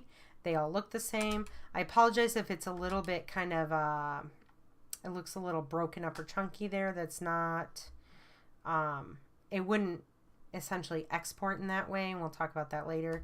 But this is just my computer playing it back. But essentially the motion is the same, right? And that is because these are all at 24 frames a second.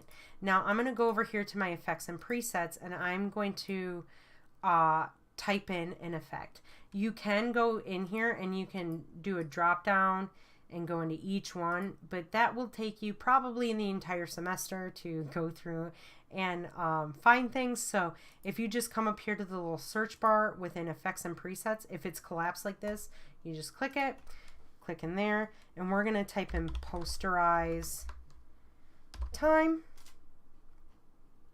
Not stylize, we want to posterize time.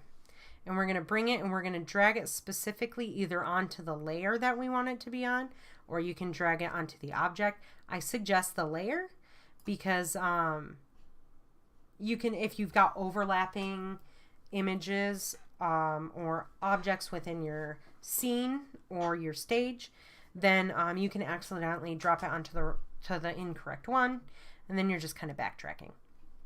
One of the things that changed automatically when I did this is it it went over to my effects controls, and you see that it shows the frame rate here. Now the effects controls is basically like your it's keeping track of all of the effects that you put onto a layer. So if I were to click on the first green ball, I didn't put that posterized time there, so there is no effect. If I were to click on the second one, you see the posterized time. If you want to add the same effect to multiple layers, you can either drag them out manually like that, or you can also click directly on the actual effect here, not on the parameters, but the effect. You hit Control C, you'll select the layer you want to put it on, and you hit Control V, and it'll paste it onto there. And so what I'm going to do is I'm going to change the second ball here. I'm going to go up to the frame rate and I'm going to change that to 12. And then I'm going to change the third one down here to 6. And then I'm going to, just for, so you guys can see, I'm going to go ahead and add a little text to here so that you can tell which ones are which. To access the text tool, you can either come up here to the top and click the T, or you can hit T. Let me see that way. Make sure that you are, I don't know why it's doing that. For some reason it's not working for me, so for time's sake I'll just manually do that. And then I'm going to type in 24 FPS, frames per second. Let's change this to a legible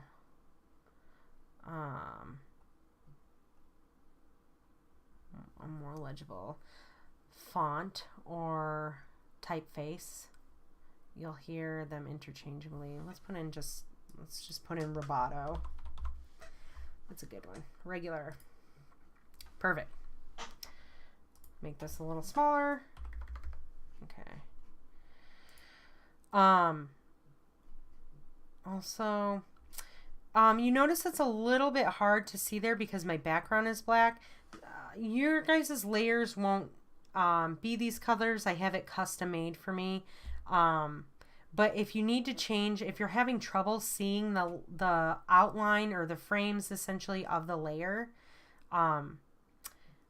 let me redefine that. Not frames, but kind of like the framework or the like kind of like outline of it. It's not visible when you make the video, but you need to see it when you're working. You just see these little boxes next to your layers. You'll click on that and you can just select, you can select a different color. It will change your layer, and then it will also change these little box colors around here. You know, sometimes, especially like if you deal with color blindness or anything else like that, changing these and customizing them can be helpful. And it also helps when you want to color code layers, right? Like, so I want all of these, I want to be able to tell the difference between the green balls and the purple one. So I'm going to go over here, select all 3 layers, click on this little box, and I'm going to change it to green. And then you'll notice all of these change to green. It doesn't do anything to the animation. It doesn't do anything to the actual objects. It just helps. It's just an order. It's just like an organizational tool that you can use. Now, let me just go ahead here, and I'm going to duplicate this and twice. And this one I'm going to move down below my second one, and I'm going to change this to 12 FPS. And this one here, I'm going to move it below the third, and I'm going to name it or rename it 6 FPS. Okay. And then I'm going to take all of these, the positions of these, and I'm going to move them to their coordinated object. Let me make these a little bit smaller. Let's do like 60. That's good enough. Go up here, 60. Click the layer, 60. Those are font sizes. Okay, so this one's at 6 FPS. At the top here, this one's at 24 frames a second. And then the middle one is at 12 frames a second. Now when I play this back, you can notice a difference, right? It's not it's not as smooth on the 12 frames per second and the 6 frames per second. The 24 looks nice and smooth, right? It goes from one end to the other. They all start and stop at the same place. If I pause, if I hit space to stop playing, again, space is to play and to stop playing. If I stop the animation and I move to the 0 on the timeline, they're all in the same spot. If I go to the 1 second on the timeline, they all end in the same spot. But how they get there is a little bit different. And you can see, like, if you were to go one at a time, so let me see if I can zoom in real well here. It won't show, it actually won't show down here because of it's an effect. But you can just see, you can see how chunky they look compared to each other. And like 6 FPS is like nothing you'll ever really use. I wouldn't even think like using like stop motion doesn't stop motion is just like from one image to another change to another change. And this is kind of similar, but it's not. It's just we will never use that. But you can really see how the frames per second, how many frames are in a second, affects the motion of your object when you're animating it. It just doesn't look great. And then above that, above the 30 frames a second or above 24 frames a second, I'm sorry, is just, it just starts to look not natural. it's not something that your eyes feel comfortable watching. And so that is why the standard frames per second or frame rate that we use in animation and film has always been 24. And then 12 for just hand-drawn animations, because it's easier to draw 12 frames than it is 24.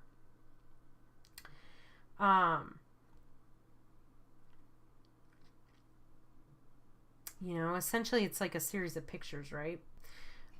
Let's demonstrate resolution here, okay? So let me delete these. I'm going to click the one layer I don't want, and I'm going to hit Shift and select all the layers I want to get rid of. I'm going to hit Delete. And we are going to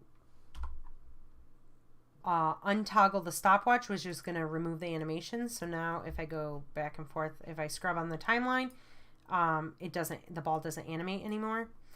But let's, the reason we're going to do this is we want to discuss like resolution, right? Why we work at high definition, the 1920 by 1080. So we're really kind of right now focusing in on space within this, within your stage. Normally in math class, there's the Cartesian graph, which is, let me bring it up here for you guys to see. 1 second. All right, I think it's CRT, the Cartesian plane. It's a graph that has the 4 coordinates, right? You have your X value going up and down, or I'm sorry, it's a little late, you guys. This is a lot of talking. Your X value goes from left to right, and your Y value goes from up to down. Similar inside of After Effects, except for one difference. After Effects works in a positive space. So normally on the Cartesian plane in the graph, the positive is the first coordinate over here. But in After Effects, it's essentially flipped and flipped down. So it would essentially be the 4th plane. Let me show you what I mean by that. If I go into my position and I type in 0, 0, which would be the origin of any graph, it goes up into the upper left-hand corner of the stage or your viewport. This is because that is where the origin in After Effects is on every single composition, everything. This is just a way for it to, it's just a choice that they did on how to essentially like measurement of images and films and stuff like that. It's just easier to start it from the one area up in the upper left hand corner. And so like I said, it works in like a positive measurement, right? So essentially, let me draw something here. Let me shut off the fill. I'm going to increase this a little bit. No. Again, it's late. I keep keeping this selected. Unselect it. You can hit your pen tool. It's also G, I think. But After Effects, the 0, 0 is up here in the upper left corner, and it goes from left to right, your X value. And your Y value goes from top to bottom. Both ways are in a positive value change. So if I'm here, if I take my ball and I take it from 0, 0 and I want to get over to this side, to the upper right hand corner, you're going to want to go into the position, and this is the X value. We want to max it out, and our max X value is 1920 pixels. So as soon as I type that into the X value, it's going to move that object all the way into the upper right hand corner. And again, it's working from where the anchor point is, right? So if the anchor point were down here on my object, that the anchor point would be here and the object would be off screen. But that is why you see part of the object here on the screen, is because the anchor point is centered. Now, great. So we know that from here to here is 1920 pixels. So then the 1080, where does that come in? That is 1080 pixels down on your Y value. So let's say I wanted to get it all the way to the bottom right hand corner. I would come in here and type in my maximum Y value, which is 1080. And it brings it down here. This is just a way for you guys to see how the space works and where positions are within your stage. And then if I wanted to bring it all the way to the lower left hand corner, I would, I still want it to be down on the Y value. So I want to keep the 1080, but I want to take that 1920 and zero it out because I don't want to be anywhere on the X value. You'll see abbreviations for the 1920 by 1080, like online you'll see 1080p. You've probably heard it before as well. It's I'll say 1080p, put it in HD. Either way, you guys will know how it works. Now, let's say I wanted this ball to be centered into the composition, right? I want her centered here in the middle of my stage. You divide everything in half. So half of 1920 is like 960 and half of 1080 is 540. And then it automatically puts it right in the middle of the stage. Let me just remove these here.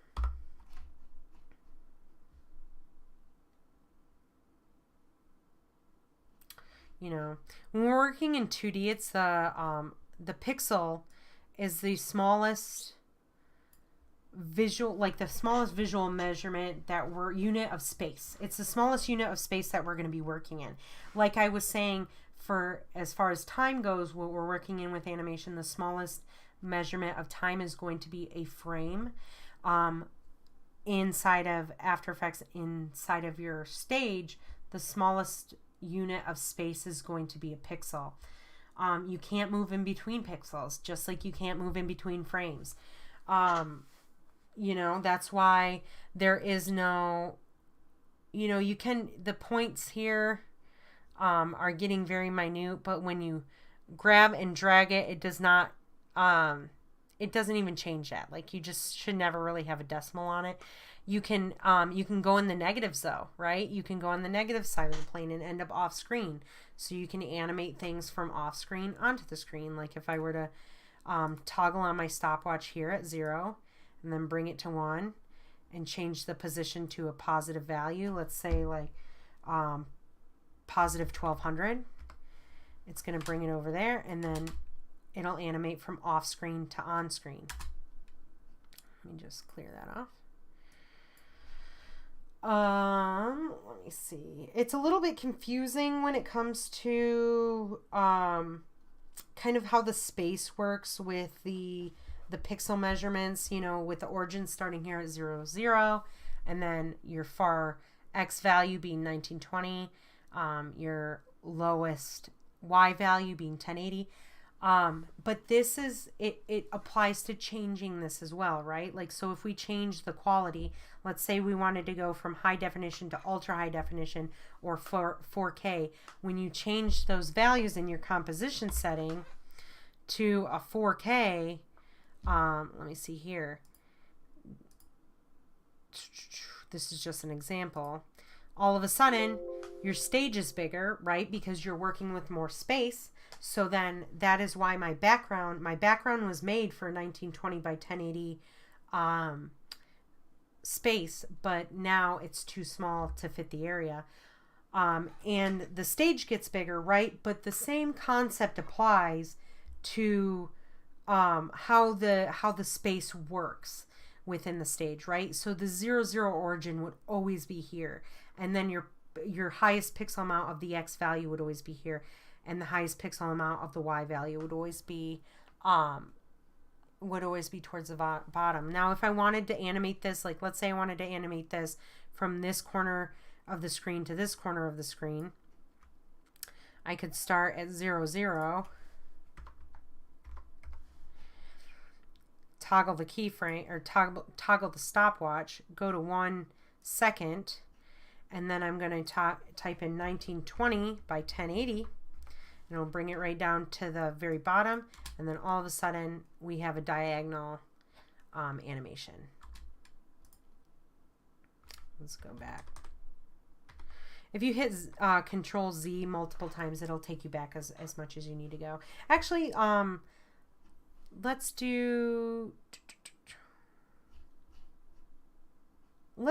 keep that animation. Let's go back here and toggle on the stopwatch. I'm going to type in the values I want, 0 in the X, 0 in the Y. I'm going to go to the 1 second, and I'm going to type in 1920 by 1080. This will be the last thing I show you guys tonight. I know we're coming to a close, but you know, I wanted to get some of these things covered. I might have a little bit more later to talk about, but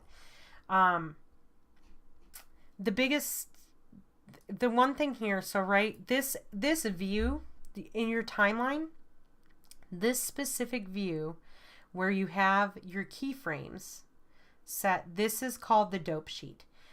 This is the same between Cinema 4D, in After Effects, and in Animate as well. Your dope sheet is just the view that you essentially are in within the timeline. Now, there's two different views you can be in.